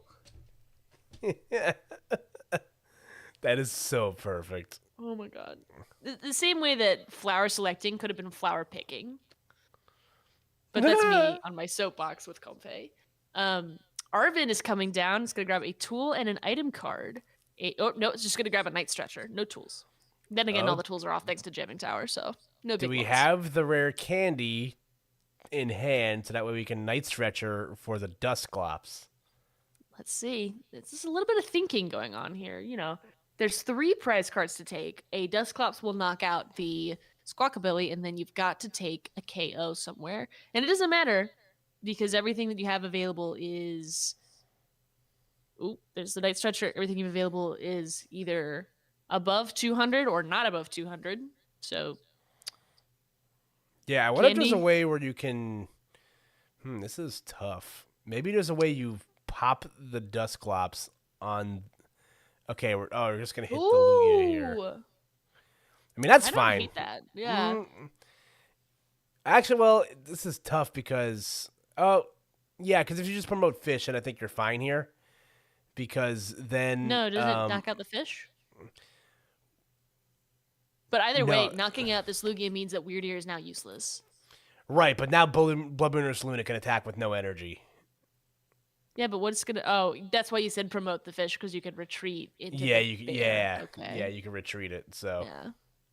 either one of these, Yeah. either one of the retreaters is fine here. Oh, actually, no, you still need the 1 energy because you only took 1 with the gift with the legacy With the energy. legacy That's right, star. I forgot about that. Ooh. So now we're in Cook a or pickle. cope. Oh, it Jet, doesn't Jet matter. Solved it. Never, Bruh. never punished. Never punished. Not in Lugia- 1,000 years will you be punished. Lugia provides Season skill. All skill. all skill, All all seasons. Wow, that was a crazy top deck. My lord. Yeah, if you were the Dragapult player, that play right there was unbearable. We've now reached the bear puns portion of our show, folks. He did 1,000 damage. Directly to your brains, it's psychic damage. I know it's a normal type colorless Pokemon, but don't worry about that. Yeah. Once upon a time, there was a psychic type Dragapult. But was there a psychic type Ursaluna? No, it would be cool if there was, though. That'd be pretty sick if there was. Delta species when? I know we have Terrassil now, so. Nah, but he can see. Yeah, I guess he could have also researched for the jet still. So there's outs. While we're mid match, I just want to highlight the fact that they did not have to reset the game to go into game 3. Yeah, They finally thanks. fixed that. Thank you, PTCGL. We Excellent work. Also, real quick on the subject of Delta species, I just want to point out I love that they've given these spiritual successors to those cards with like the lightning type Tyranitar, the lightning type Mewtwo. I just want to say if they ever make a psychic type Sceptile, I am playing that card until the brakes fall off. Delta species Sceptile is one of my favorite Pokemon. Oh my god, it's so cool. I was literally saying if they could just come out with a Grovyle, I'd play it with Dusknoir. I don't even care if it's not meta viable. I want to play the Pokemon Mystery Dungeon deck, and that's how it's gonna be. But if it's a psychic type Sceptile, I'm there. Meanwhile, we have this discard. Ooh, I don't like this discard. this ain't that bad because you have the second Ultra Ball in hand. It sucks having to get rid of the gift energy, but you kind of have to. So I think if Yeah. you do that, you grab. Well, that'll put both of your Archeops in the discard with the Professor. So I think you have to get that, even though it leaves your active a little vulnerable. What are they gonna put down on turn 1 to knock you out? Yeah, I think Dang this is a fine. Yeah, I was gonna say like maybe you grab the Squawkabilly here to see the fresh 6, but in a matchup like this where your opponent has to evolve, you're going second anyway, so cool. Yeah, and Squawkabilly is somewhat of a liability too, with with its weakness to Dustclap, or you know what I mean. You know I mean the stage 2, Dust Noir. Yes, I know the Dust name of it. Noir. Oh my god. It's a Pokemon. It's real. It's from Gen 4, I promise. That being said, that opening turn from Corvinus was so bad we didn't even realize that it was just a draw pass. Yeah, that's not optimistic. Fortunately, you get another chance to repair that. So let's not have another bad turn 2. No bricks. Bricks are illegal. We do not have bricks here in this establishment. Do we just drop the Squawk here and draw more cards? Just keep it going? I don't think you have to. I mean, you've got an Ultra Ball to grab the Lugia V-Star you want. You could read the wind. I mean, like, yeah, you don't need that. You're covered. Oh, There's a fish in that hand. They're set. Irvin, okay, it's not a brick. We did it. Woo. Buddy Puffin? Yeah, we got to do something to set things up stronger here. Unfortunately, you're now a turn behind against a deck that is already breathing down your neck. So, yeah, rip roaring and ready to go, and definitely not what you want to see as the player who's going quote air quotes around this first. Yeah.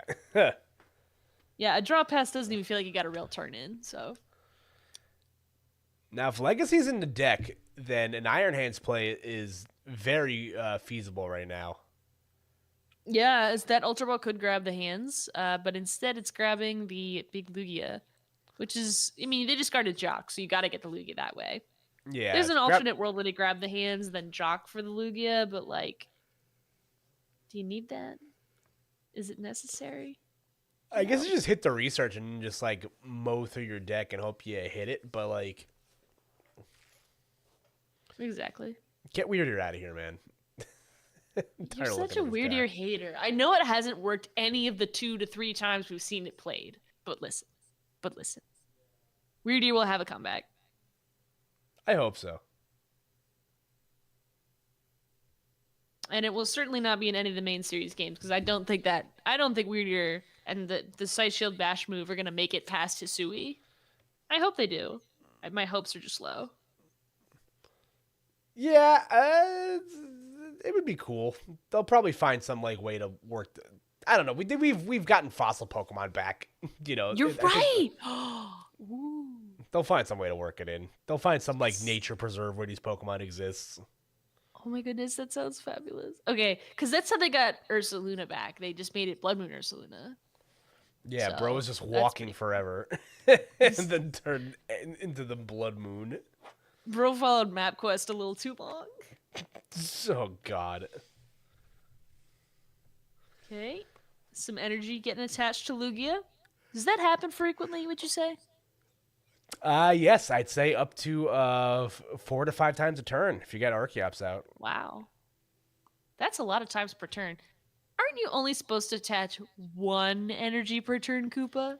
Well, actually, you're not. You're very correct, Michaela. But Lugia is a good deck because it breaks the rules, and all the really good decks in Pokemon break the rules. Yeah. To be fair, it is 1:42 a.m. on Eastern time, so everyone in our chat who's still hanging around on the Eastern time sphere probably knows this. I would hope so.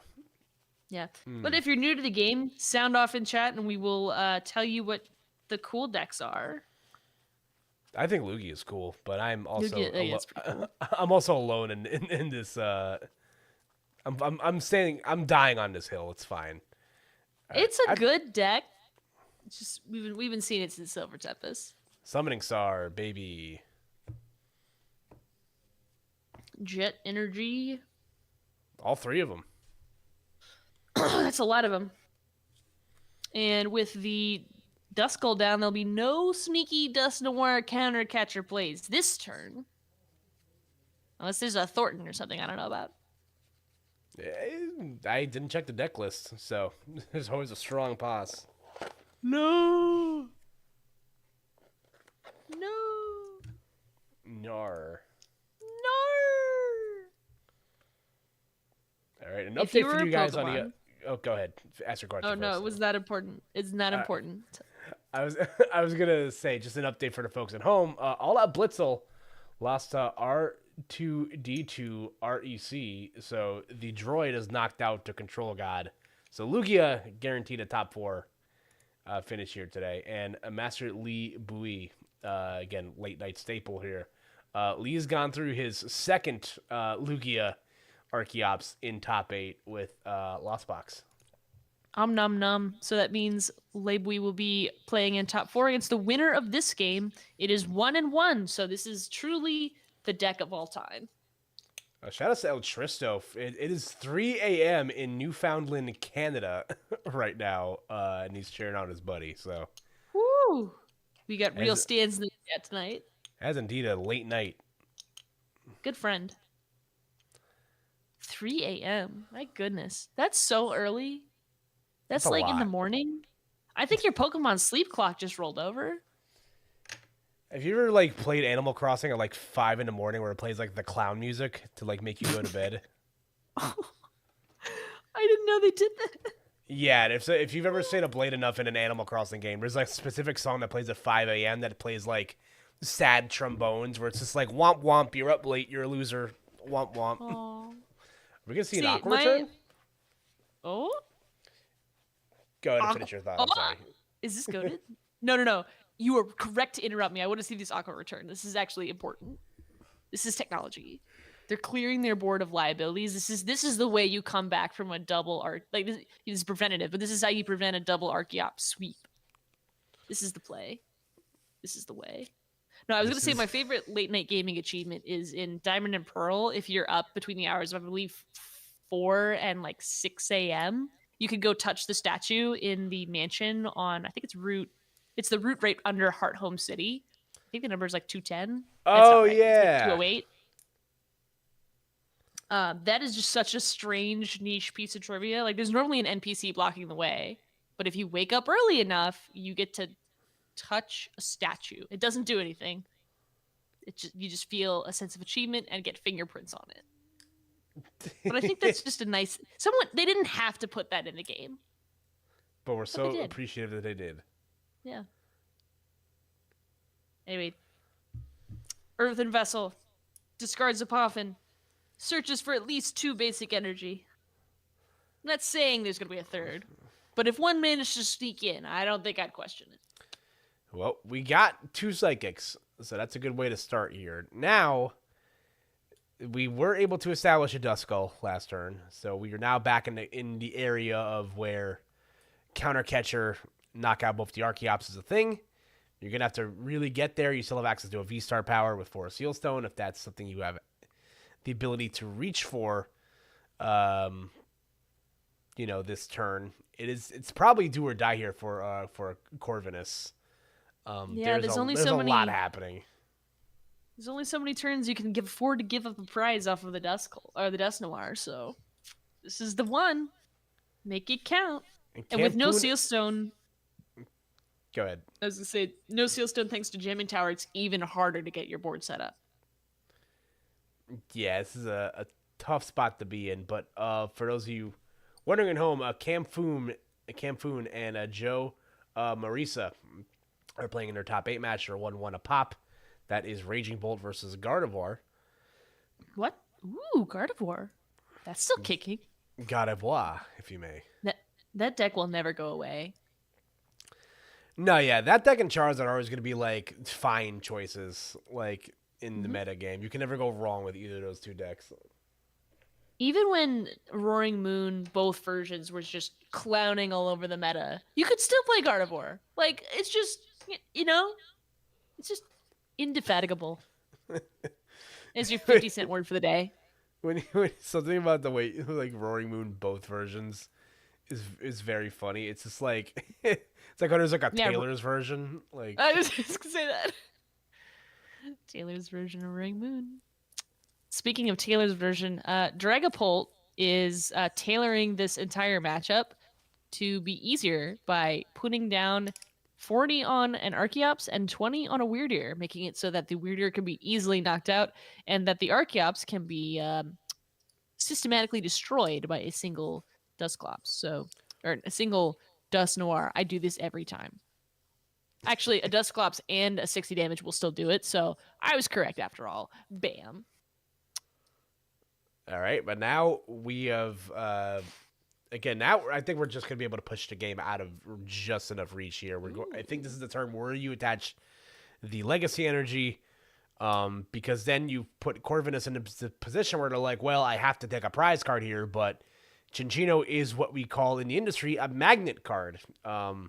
Kieran Farah has used that expression when describing in a video where he talked about his Lugia deck that he's seen success with. But yeah, Chinchino's just one of those cards you can't leave hanging around here. So we've now reached the threshold of being able to knock out with Chinchino. We're going to nest ball to get most likely the bear established here, just to kind of help clean up the game, in the end game. We're going to Primal Turbo the rest of the energy out here, possibly. Just looks like the one. Make sure that there's no super vulnerabilities going on there, because that bear has a heavy retreat cost. If you can't attack with it, it's just going to be a liability while they clump down the rest of the HP that you have on your bench. But that's not happening. We're discarding a double turbo. I don't know if I like that, but there's at least another jet in hand. So worst case scenario, I think the bear will be okay. This is the worst case scenario, however, for Dragapult, because that is going to be a one shot from the Chinchino, and knocking it out doesn't even get you any prizes. What does this world come to? Yeah, this is like a really bad case of the trolley problem. The illusion of choice is real here. Now, you could evolve into Dusknoir, pop the Chinchino, get around the legacy energy that way. As to where you go from that point is tough. Jamming Tower is still in play, so you'd have to accelerate, energy. Crispin? Yeah, that's the only way you'd be able to get it done. I don't know if this deck even plays Crispin. I think there might be a one of. There's a one Crispy in the deck, so it is possible. All right, let's get Crispy. You know what that reminds me of? What? I was going to talk about Raising Canes, but you had a point that was actually related to Pokemon. No, go ahead. I was gonna say there's also no Pidgeot established on the board yet, so this board state's kind of awkward. Oh, this but board no, please. state's horrendous. I mean, look at that. There's you can't even use the Seal Stone. Duskull into Dust Noir is like your best anything happening over there, except it gives up a prize, and you only have 0 left to give up because it's 6 and 2. So this is not a good time to be playing cards that give your opponent prizes, as a general rule. Anyway, Raising Cane's, Crispy Chicken, that was the entire point of thought. Ooh, shout outs to Canes. Big fan. Shout outs. If nobody got me, Raising I know Cane's, Canes you could got sponsor us. Raising Cane's collab when?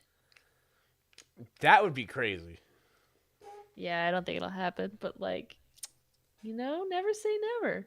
Never say never. I won't.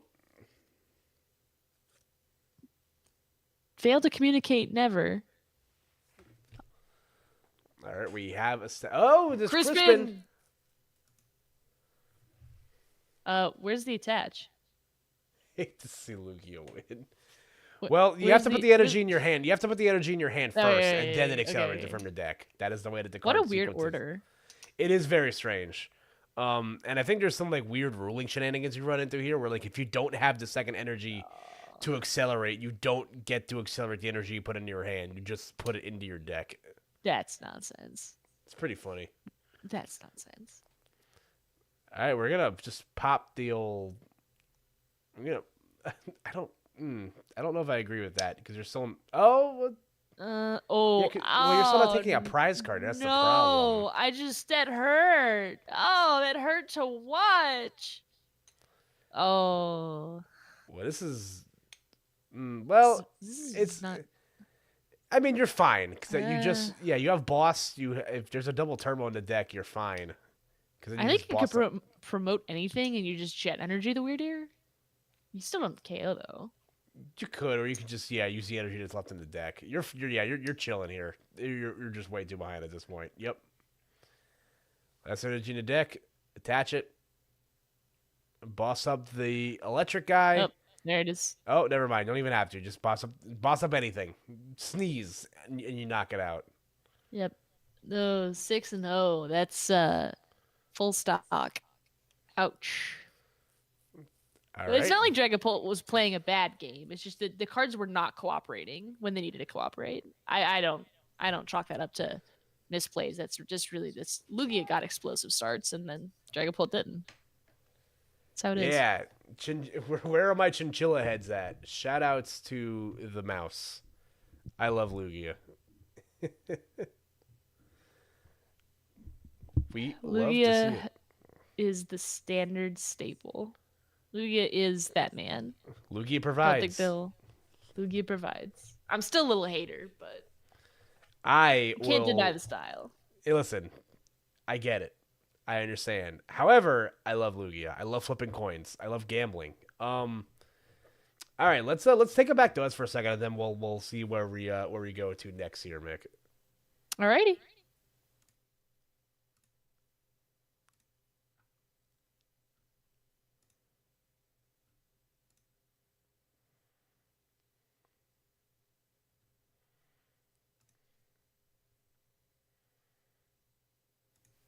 All right, gamers, it's us, your two favorite commentators. Do you remember what we look like? Me neither.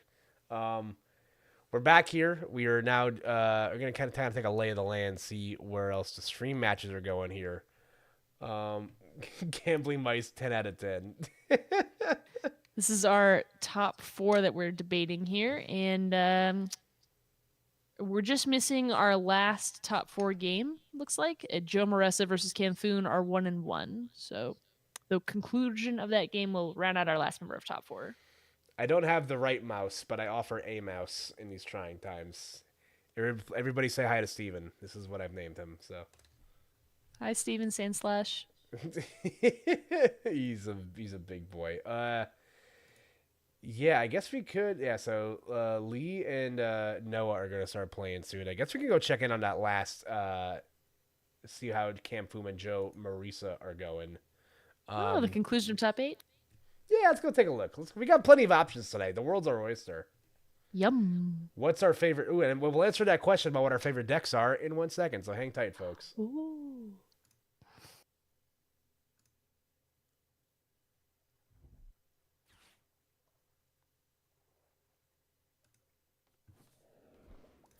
Thank you guys for saying hi to Steven. He really appreciates it. He's very shy.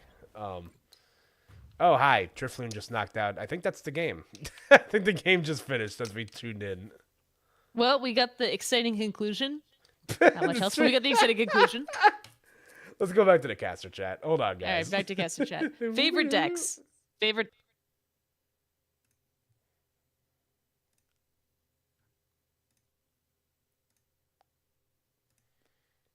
Hi, guys. It's us again. Oh, wait. Hold on. What did I do here? Why is my screen all disoriented? Oh, because I hit the wrong screen. Doy. I'm an idiot. There we go. The illusion was ruined. Acceptable mouse replacement. Thank you. Thank you. Kevin really appreciates it. I love him so much. He's my best friend now. Yeah, so all right, so while we kind of figure out who else is going to be streaming what in a second. Michaela, you've been playing a lot longer than I have. What is your what's your favorite deck right now, and what's your favorite deck of all time? Oh, you're gonna make me cook. Favorite deck right now, Terapagos Dust Noir. I just love putting down a single double turbo and concluding the game. It's a little broken. By a little, I mean a lot. So, Terapagos, that was a mistake to print.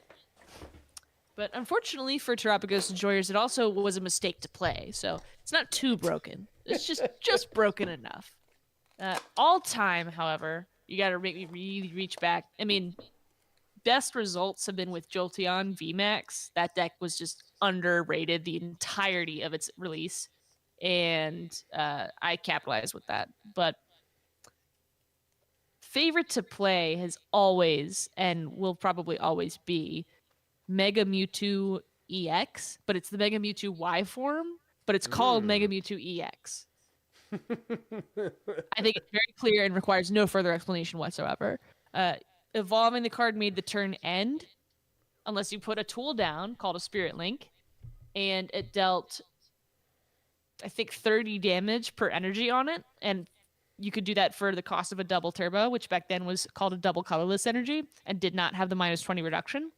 But you could just keep stacking energy on it, and there was a card called Mega Turbo that lets you attach energy from discard directly to your Mega Evolutions. So you just kind of sat there and put all the energy on it and hit things. It was great. Not a very cerebral deck, but you wouldn't have known that because it's got Mewtwo on it with that big brain. With a big old head. Yeah. That's a good. But Koopa, tell me your story. Well, I've been playing a lot less long than you have. I've only been playing since like right the beginning of when Silver Tempest came out. So I'm still pretty fresh to the game. That being said, though, the first competitive deck I ever picked up with Gengar VMAX because Gengar is one of my favorite Pokemon. That deck stinks. That guy was good for like 45 minutes and then he's just fell off a cliff. He won one regionals. He won. He got Won. one. That's you can never take that away from him. Never. In terms of what my favorite, another deck I really enjoyed was the Lunatone Soul Rock combination deck. That deck was funny. I like small, squirrely single prize decks. My favorite deck of all time, though, I gotta put my respect onto the GOAT. I love Lugia V-Star. I remember when rotation hit the first time. I bought my Lugia cards and I only built single strike Lugia because I didn't have to buy any new cards from Scarlet and Violet to play it. I already owned the Urshifus already. So that was an easy transition. But that deck was just so much fun, man. I just love a good toolbox deck. I like being able to turn my brain off and accelerate energies. It's like, okay, I can snipe the bench here. I can blow up the active here. Honorable mentions go to... I have 2 honorable mentions of decks that I've enjoyed playing. One of them is Gholdengo EX. Drawing cards is fun. In the vein of drawing cards is fun, I miss her every day. I love... Framed it? Oh. I framed it. I love Mew VMAX. You could do literally anything with this deck. You drew cards. You could pick things out of the deck at random. You got to play Ice Cube. Ice Cube is sick. Like, you know, I love Mew VMAX. And when we met each other, I was playing Mew VMAX. Do you remember that? It's true. I do remember that because I believe I either had Lost Box or Rapid Strike Urshifu. You were playing Lost Box. Lost Box, that's right. Yeah, that was round 9, and I think Charlotte regionals. I want to say Charlotte. It was either Charlotte or Knoxville. When we met each other? Yeah, it would have been like 23. No, it was Pittsburgh. Pittsburgh. It was Pittsburgh. It was round 2 in It was Pittsburgh round 9. regionals. No, it was round 9 because we were done with the tournament. We were like playing it out. And we just had a knockdown drag out fight. You know what? I mean, You're we could have probably met right. round 2 as well, but like I distinctly remember being like, do I want to drop? No, I want to just meet the coolest person in casting. So played against Koopa. Yeah. Now we're here. That was a long time and 100 pounds ago, so I barely remember anything what happened back then. So. Wow. Congratulations. Hey, thanks. Yeah, Koopa's been working. Chat, we gotta bless up for Koopa. W's in the chat for Koopa. Thank you, my goats. I appreciate you all so much. The W stands for working hard. All right, let's take a peek at what we got going on here. Can we get someone? I think we got a match at streaming. Want to try to hop in here and see what's going on? So Yeah, let's see what the cook is. okay, hang on, real tight, guys. Stay strong. Follow the calming sounds of our voice. This is your conscience speaking. And now we're back. I heard you all like Lugia. Well, guess what? We've got Lugia in your Lugia. It's the day of Lugia. Deus Lugia? Lost Box Lugia. Deus Lugia? Ooh. That's so That scary. bench state is deplorable. There's nothing. Yeah, there ain't a whole lot going on here. I mean, they can't even Luminia this turn? Huh? Okay, they get the knockout. That knockout is actually super important because Raikou being left inactive could knock out the Lugia V-Star, and then where would you be? Nowhere. Current favorite deck, Regidrago. All-time favorite Rayquaza GX hat trick. Ooh. Ooh, that's a real deck. That Turbo was a good deck. Moon, Powtar. Oh, if we're talking like older decks, I'm a big fan of Dark Dragonite from way back in the day. That deck's sick. Yeah, I liked the Darkrai EX, like the all capitals EX from Black and White, but The all caps. you have to specify. Oh Patsar's a good deck man. though. All right, we got Lee here going up against Noah McKella. This matchup, it's been a while, but this matchup is kind of tough for Lost Box. If Noah is able to establish an Iron Hands at any point, this matchup can be really, really bad. I didn't even However, notice, but Spiritomb is just preventing the entire match from happening. it's true. Spiritomb is just gonna wreck their whole career. Yeah, Spiritomb definitely is like it feels like more of an inclusion to help you against control than it does against Lugia, but it also fulfills the same void here. By preventing access to that fish, it means that Noah cannot get his Archeops into the discard pile. You got two big ones hanging in right there. But we also actually it doesn't matter because the Archeops are donezo anyway, so Oh wait, really? yeah, the No, they V-Star can't. power's They been used. what? Oh, it must have been a single Archeops because there's only 5 prize cards taken. You might be right. Wow. Yeah. Ugh. Yikes. Oh wait, that's somehow worse. I think that's just disgusting. That spit What? was not innocent. No, that spit was guilty on all charges, Your Honor. Oh. Oh, Okay, hi, it is an Arc. Ultra Ball. Just top deck an Ultra Ball. And not that the Ultra Ball is going to be helpful, but, Yeah. Well, that's like in terms of like matchups you can get away with a single Archeops with. I think this is one of them because there's a lot of soft, squishy guys in Lost Box, so you can get Yeah. away with like only being able to move 3 energies in a turn instead of 5. But it does leave you an easy target for a deck that does play, cards like does play a counter catcher, a prime catcher. There is one boss in Lee's list, so that can be an option also.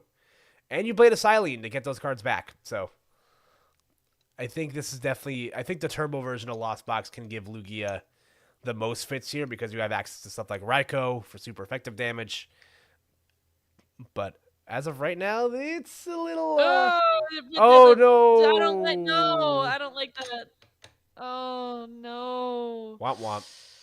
Ooh. I'm no doctor, but it's not good. Send for the ambulance, man. Something got crossed. Super Rod. Call an ambulance, but not for me. So Yeah. Raikou's back. Raikou. How do you say it? I say Raikou. Yeah. I think it's probably more. Oh, concede. Yeah. Yeah, I would concede it there as well. There's just nothing you can do to come out of that. I've been saying Raikou for years, and then I think it's probably supposed to be Raikou, but I can't get my mouth to say that. It's like a cow. Like I can't. Yeah. I'm too American.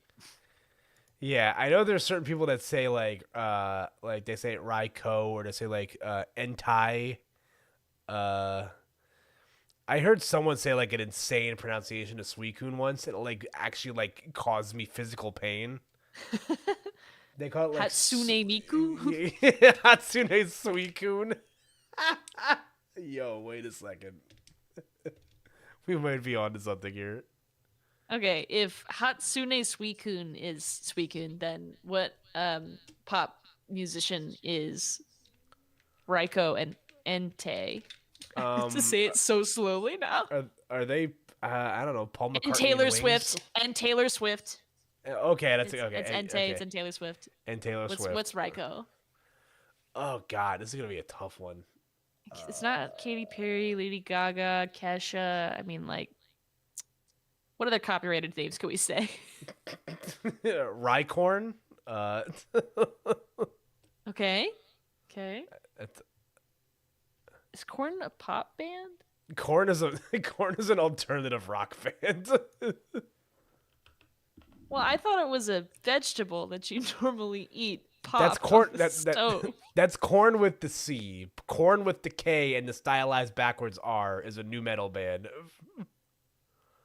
So it's like a Halloween thing, like candy corn. I'm being deliberately obtuse. I've known what corn is this entire time. I I was can't keep gonna this say bit up anymore. you I'm had me taking second going. damage for myself. You had me going so hard. I was like, I did not expect to have to explain the band Corn tonight on late night. It's okay. They're mainstream. You have good taste, Koopa. Don't worry. Thank you. That's all I've ever wanted to hear. It's the truth. How does Lugia beat Control, Snorlax, Pidgeot? Very simply. That matchup is actually very good for Lugia. Now, it depends on a few things. If they're playing heavy Temple, Yeah. that can kind of slow you down a bit. But, like, cards like Temple don't really, hinder you from playing the game. They just kind of slow you down a little bit. The big thing is that you have access if you can use Jet Energy to help you get out of the active. A lot of Lugia's like the Pokemon you play in Lugia are like all very like you can utilize them as attackers. Beefy. Yeah, they're beefy. Things like Misfortune Sisters don't really do you any pain because you play like 10 items in a deck. It's not super free, but if they play like the tech stuff like Giacomo, Enhanced Hammers, like the stuff to really like cut you off at the knees with special energy. It's not like a total like layup, but like you probably have one of the easier times in a control than other decks might. Yeah. I'd say the bigger struggle with the modern Snorlax variants, which are really not really Snorlax-less anymore. They're more like Pidgeot control-less. But if you see some Mimikyus and you don't have a thick Cinccino line, or if they have any kind of basic attack, like attacking tools like the Luxray, or gosh, I've even seen stuff like Cornerstone being used as an attacker to get rid of your Archeops or something. Because Lugia has an ability, Weirdeer has an ability, Cinccino doesn't, but it goes down to 1 knockout with at 120 from Cornerstone. So an attacking control variant, you start to have a harder time. Yeah, no, like Noivern Cornerstone Noivern, Mask gives you a lot of pain just because it's Noivern, you can get around the special energy blocking attack because you just attach with Primal Turbo, but it does affect you. Yeah, it's more so the Cornerstone that's like annoying in that matchup if you don't play the rats, but this is a Lugia hand. Squawk ability will fix that. It will. Sure. It will do something about that. Fixing it, maybe not, but. Interesting spot to be in here. I feel like, knowing that there's a threat of the Raikou, you kind of have to establish you have to establish second Lugia here. Feels bad though. It does feel bad. But Lugia is like a pretty utilized. You can utilize Lugia as an attacker in this deck like pretty effectively. Titson had to beat it. It's my only struggle deck. There's probably like better. Just definitely like better experts in helping you in that field, but like it's definitely not like a total. It's not a super hard matchup for Lugia. It's probably like slightly in Lugia's favor if they're not like heavy teching out to beat you. Okay, that Buddy Poffin is very thoughtful, very demure. Looks like they're searching their deck for prizes, making sure the game goes as smoothly as possible. If this is Josh Alvarez, that's no surprise. Very skilled player. Yes, this is Lee playing on his friend's account, I'm sure, which is very funny. Yeah, will the real Josh Alvarez please stand up? I will not be standing. However, No, I won't either. I am stretching my legs right now, so. Good. Limber is a Pokemon ability, and it can also be an ability you have by stretching. It's true. I will prevent myself from getting paralyzed. That's crazy. That's all it takes? Yes, I am Hitmonlee. That is my ability. Bro, your legs are on springs? That's nutty. So, how far do you think a Hitmonlee could run? Like, what's he doing kicking? Like, he could be a track star. That's a good point. I never thought about that.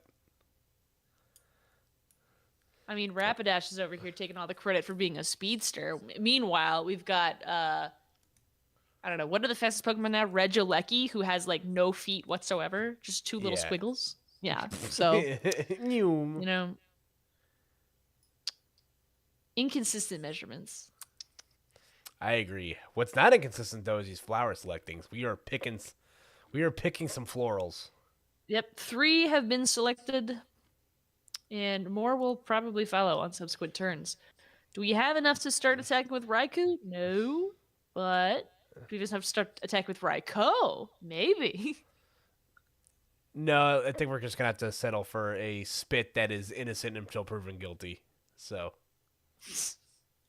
Sure enough.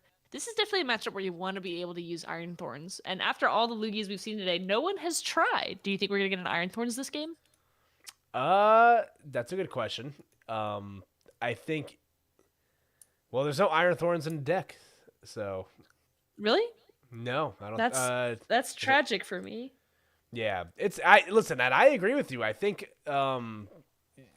it's so bizarre to me that Lugia has done as well as it has, and people still refuse to tech for it outside of like very specific matchups. Like, Yeah. it is incredible stuff. Okay, we have a Lugia and a single chops situation. But one chops is not a lot of chopses. It's not. Again, you don't want to put yourself in a scenario where you're forced to singularly chop your way through here again, because that does leave your Archeops open and vulnerable on the bench here. I guess we're just going to ride it out for another turn here. I mean, you do have 2 Lugias established for a reason.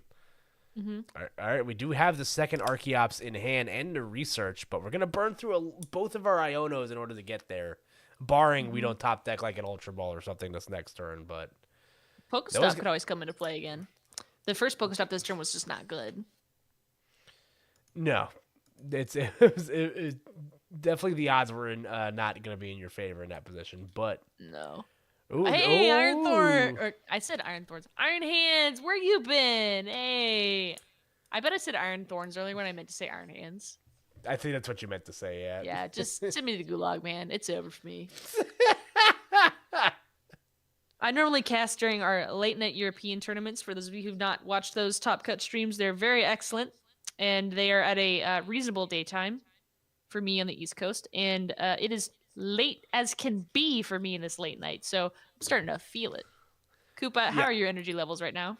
I am a raging degenerate. This is perfectly fine for me still, so... Oh, well, good for you. But I need 12 cups of coffee, and I have 0 in front of me, so it's you're going to have to bear the brunt of that. You're doing great. I'm very I proud said of I you. wasn't going to hit you. Not yet. The night's still young. The night is still young. Can we do the bare minimum by not hurting Koopa? Well, if you're a Lugia fan, yes. If you're not a Lugia fan, man, I want to give you a hug. I don't want to hurt you anymore. Oh, thanks, You're my Mick. friend Koopa.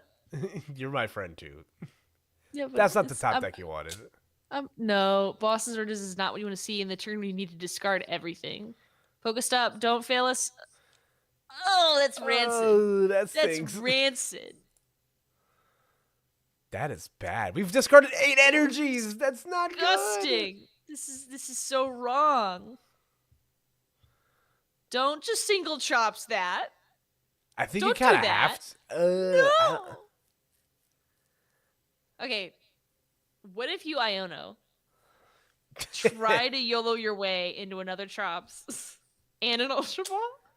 Honestly, I think you're just attached to one energy and then just ditch the hand. Yeah, which stinks because like you're losing your so bad.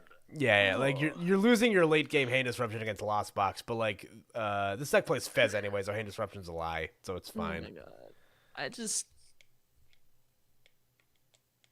it's so cruel. It's so cruel. We're gonna have to get the bear out at some point. And at some point is now. The bear is on the bench. Bear on the Bears, bench. benches, Battlestar Galactica. All right, there's the double chops we were looking for. Woo! Good stuff. We've accomplished phase 2. And there's only 3 energy left. And there's no money in the cash register. Oh, that's foul. That's foul. Yeah, for a deck filled with chicken, this is indeed very foul. So, Oh, bro, all 3 gift Oh. energies on the oh, Lugia. Koopa. Incredible work. Thank you. Maybe we can get some out of the prizes. It just needs to be something. I'd imagine, like, yeah, there's 8 and there's, let's see, 9 in the discard, 13, 14. I guess depending if they're playing 16 or 17 energies, there's at least 2 or 3 of them prized, which is like normal for Lugia. But this many, my God. They play 17 energies, so. Yeah, we could have single chopped at this rate with how many energy we had to get rid of. Whoa. Yeah, again, that's like always like the hard debate with Lugia. Is it like I said earlier, at what point do you just like rip the Band-Aid and like singular chops it? And again, I think in this matchup, it's not that bad of an option. You know, you can skate by with 1 Archeops in this matchup, but I don't know, man. It's tough stuff, especially because if we get a Lightning Energy down on this Iron Hands, we're looking at 3 prize cards on the other, going back the other way. Can you say that's disgusting? Actually, no. Can they? No, they can't. Unless they knock out the Squawkabilly. There's options for 3 prize cards here. Oh God. Well, I mean, a Sableye play could make it possible, but nope, never mind. Missed energy. Hello, bird. Would you look at that? That's just another link in the world's worst chain for Lugia fans. It's me. I love Lugia. Aw. Okay, Comfey is flower selecting. This is a really thought-provoking flower selection here. So, one of them is plated in 10 karat gold. It's a beautiful rose. And the other one is a handcrafted diamond necklace. Which do you choose? Oof. I don't know. I like diamonds. Yeah, that actually would be pretty cool. I mean, assuming they were both the same price point, I kind of want to see the rose because I feel like the workmanship there has got to be better. But diamonds are diamonds; they're timeless. Like, because what if the rose is a little bit like rough or like messy? Like, you won't know that. So, well, we are indeed in a messy situation here. that's we knock out the hands. Oh my! You can't Iono. It's just so. It's definitely chalked right now. It's not looking good. Can't even Professor's research because then you'll just deck out. It's just foul. Yeah, I guess we just take the knockout here, go to 3 prize cards, and then see what Lee has going on in their hands. Now, depending on how many resources they've used, they can't return KO with Bear. They'd have to... Well, I mean, unless they have a way to gust up the small guy there. I mean, you jet, get it out of the active, and then retreat, so you can still attack. But after that, I mean, there's a boss in hand. Oh, you're talking from the Lost Box player's perspective. Yes. The Lost Box player over here is just eating good. Their hand is full. They got the polka stop. The deck is thin. They got a pokey gear. There's no question whatsoever that they're gonna be able to have a gust unless it's the very last card in deck. It might have been the very last card in deck. It might have been the very last card in deck. That's terrible. Oh, no. Silene probably getting back the Prime Catcher. Yep. And then you could just flower selecting for the Prime Catcher, and then there's no worries whatsoever. Yeah, assuming there's a way to get... Yeah, assuming there's a way to get Cramorant back. Oh. You know, yeah. I think there just might be. Hey, yeah. Look at that. Yep. Yeah, this is scoop time. Oh. Style play today. We're just getting violent. We're choosing Oh violence. no, Oh, we're never not. mind. No, we're not. We're just that was just for fun. Oh, would There we not want to go. be a Minchino today. We are spitting innocent until proven guilty, Your Honor, and that is going to be Lee moving on into our finals here, I believe. Yep. Yeah, it's Colress's tenacity and Cramorant's conviction. So, moving on to our finals. All right, let's kick it back to the caster chat because I don't know if we're gonna be able to stream any more of the rest of these matches tonight. Let's. I'll What? double check. I'll double check with Oh, our. I'll double check with our constituents. But let's get back to the caster chat. And we'll talk good, about good, what's good. going on. Let's chit chat. Don't go anywhere. We'll be back.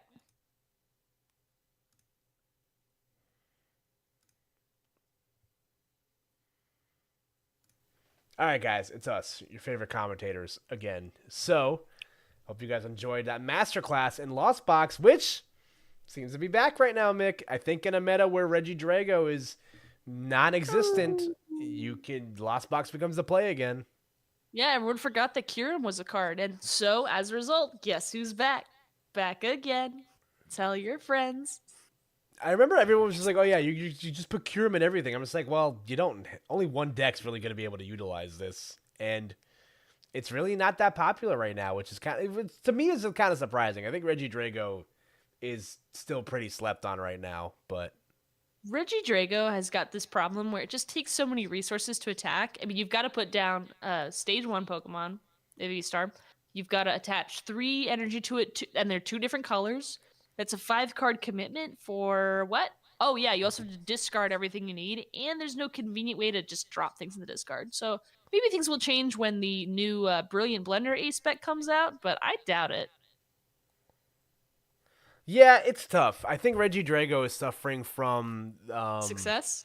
yes, it's Suffering from the, success. the mighty have fallen. I think Oh. I think like the problem Reggie Rago is it's having like a Charizard problem where like you have to squeeze so much into these decks that you have to start cutting like Consistency? yeah, start cutting consistency cards, yeah. Yeah. And like in my opinion, like I didn't Reggie every time I play Reggie Drago, that deck felt very hot or cold to begin with anyway. Like, the games where I would do well, I would play very well.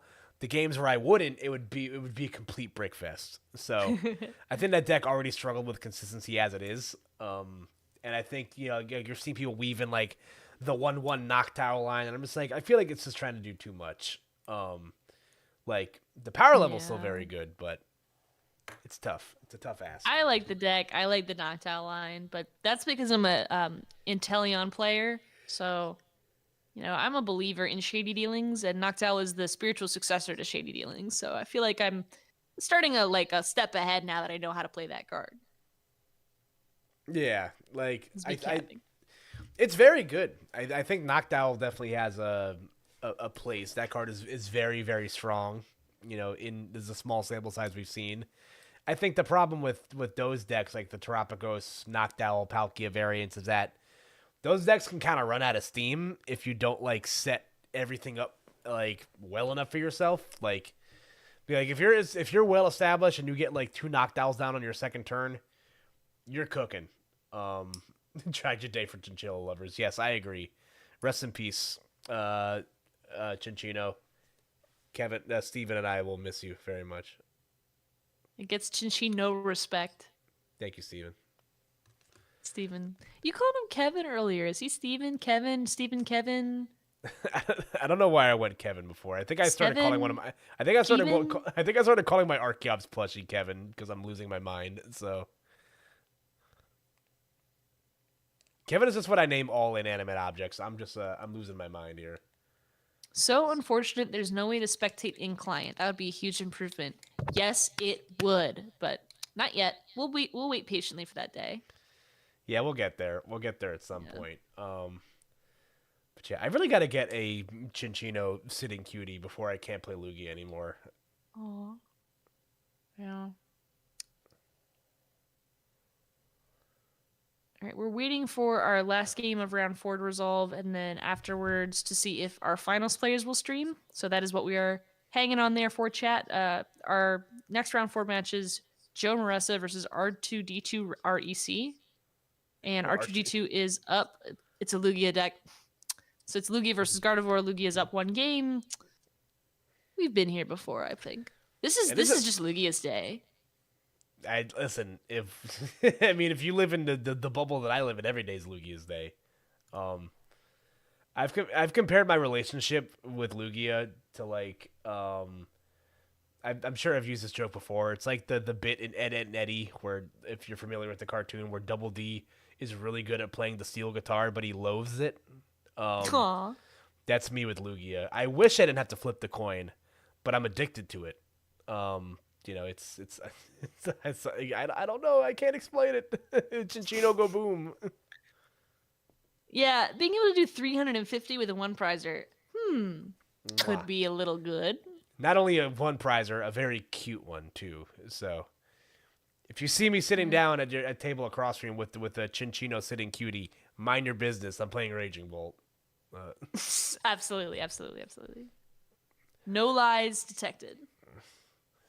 Oh man, but yeah. So thank you guys we appreciate you guys hanging out with us today, chat. We've been very steadily like the 60s, 70s views tonight of our concurrent viewers.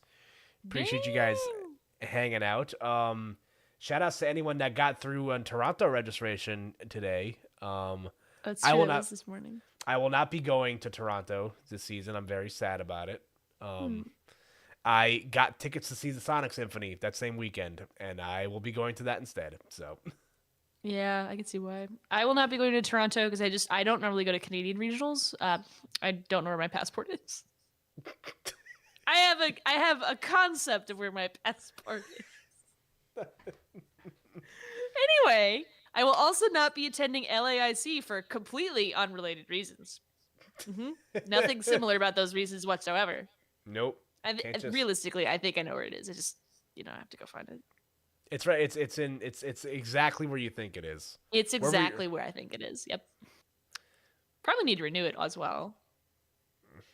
2-for-1 special. There you go. Chit chat. What would we like to chit chat about? Yeah, I can't go to any more of the regionals this calendar year, so I'm just kind of saving my my eggs and vacation days for next season. So I'm excited for that. Oh, that'll be good. Yeah, the top 125 race is heating up as far as I'm aware. Some people are saying you don't need good finishes. Some people are saying it's not possible without multiple ICs. Everyone is up in the air on what it will take to go to Worlds this year. Koopa, what do you think it'll take to get to Worlds this year? A plane ticket to Anaheim, California. No, but in all seriousness, it's tough. I think. Thank you. I know I'm very brave in my stance there, but. No, it's tough. I think there's still a lot unknown about how the point system's gonna like fan out. Like nobody really knows what threshold is safe to be in the top 125. I know one of my friends that's in Canada. He's been kind of documenting his own world's journey. He's trying to qualify, and he was just like, okay, after one weekend, he was like in like the 120 range, like the 125 range. And a week later, he's hanging out like the 135 range. So I think that area is going to be very fluctuating. I think if you're like in like the middle of the pack, like I think by the time we get to like the spring of next year, we'll have like a rough idea of what it'll look like. We'll see who starts to coast, who starts to just, who starts to really ramp it up. But it's tough. Like you said, I think if you can't go to all the ICs or all the things that net you big points, trying to qualify sounds like it's going to be real tough. There was also some discussion early season of people going on plane flights to League Cups to prevent people from rising in the standings towards the end of the season. Do you think that'll ever happen? It's pretty like epic levels of hater. Like I respect it. I think if you do that, you've graduated from just a little hater to a very major hater. Like, hater props for that if you do it, but maybe don't. No, that's major hater energy. That's major hater. Yeah, I don't know. We'll see what happens. I will be winning the San Antonio Regionals, so that will be my ticket to Worlds. So. Oh, I'm sorry. I'm sorry to inform you this. I've already won San Antonio Worlds, man. I'm San Antonio Whoa. Regionals. I'm there right now. I'm playing oh, I just beat you in finals, man. Like, oh, Are we wearing sorry to cowboy hats tell on you. stream? Ooh, Can we wear wait a cowboy minute. hats on stream? If you wear a cowboy hat in stream, I've just lost actually. So no cowboy hats allowed. Um, boots are acceptable. You can keep them under the Yeah. table. I'm going straight like I'm going cowboy hat. I'm going bolo tie. Like I'm going full Texan. Excellent work. Masterful Yeah. gambit, sir. Yeah. I went to Baltimore in a suit. I might do that again. That was fun. You did go to Baltimore to suit. It was sick. It was so sick. I told people I was a Pokemon Go caster, and then when they said, "Really?" I said, "No." You never know.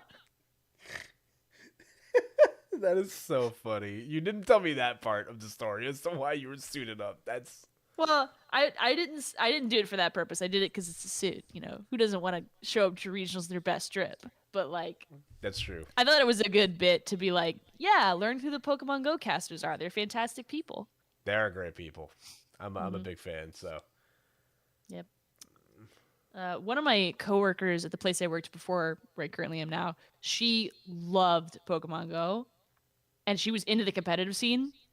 And so she would show me her like full max inventory, all of the stuff with maximum IVs. I'm just like, where are you getting all this from? Like, huh? So that competitive community is just built different. Like those no, for people, sure. they can't buy their deck. They can't play the game for like X number of hours and guarantee they'll get the team they want. They have to hope their local RNG is good. And let me tell you, the local RNG where we were working was horrific. So I don't know where she was getting her Pokemon from. I guess maybe she lived farther away. She had to because she had like shadow everything, good rate. I mean, like you can get remote rate passes, but power user, power user. That's a Anyway, this is power not the move. game that everyone's here for. So Yeah, we're yeah, still waiting on this match between Lugia and Gardevoir. Gardevoir to finish out. Yeah, unfortunately, we can't watch it on stream. That's sad. Yeah, and it's got the secret box in it too. I think this is like the I think Oh, this is the Henry Chow version. you're Yeah, giving it's got the me fear out. we're missing the I eat food version of Gardevoir right now, and it's very sad. So Bro, I'm hungry. this I is need to this is eat. this is prime going to the fridge and eating shredded cheese by the fistful hours. Just saying. There's a bag of shredded cheese in my fridge. That's why It's this is 2:38. that's why this is my favorite card of all time. This is the Ice Cube SAR from Paldea Evolved. Look at him. Bro's eating shredded cheese by the fistful. He's just like me. I'm holding myself back from going to the fridge as we speak. You're being Chat, I very can't. brave right now. Chat, I can't. I had a nice dinner. It was filling, but it's been a little while since then, and there's just a bag of shredded cheese waiting for me. Mm. I have solid Koopa, blocks of cheese, so Koopa, if I turn my camera off, would you suspect that I was engaged in any cheese eating activity? nonsense. But I do think while we wait to let's take a quick like 5 minute commercial break, and then we'll see where everything's at right now. I gotta go pee anyway, so we're gonna take a Oh, quick okay. break, guys. Hang with us for a few minutes. We're gonna get everything sorted out. Then we'll be right back with more vamping or maybe a finals match. So hang tight for 2 seconds, guys. Stay strong.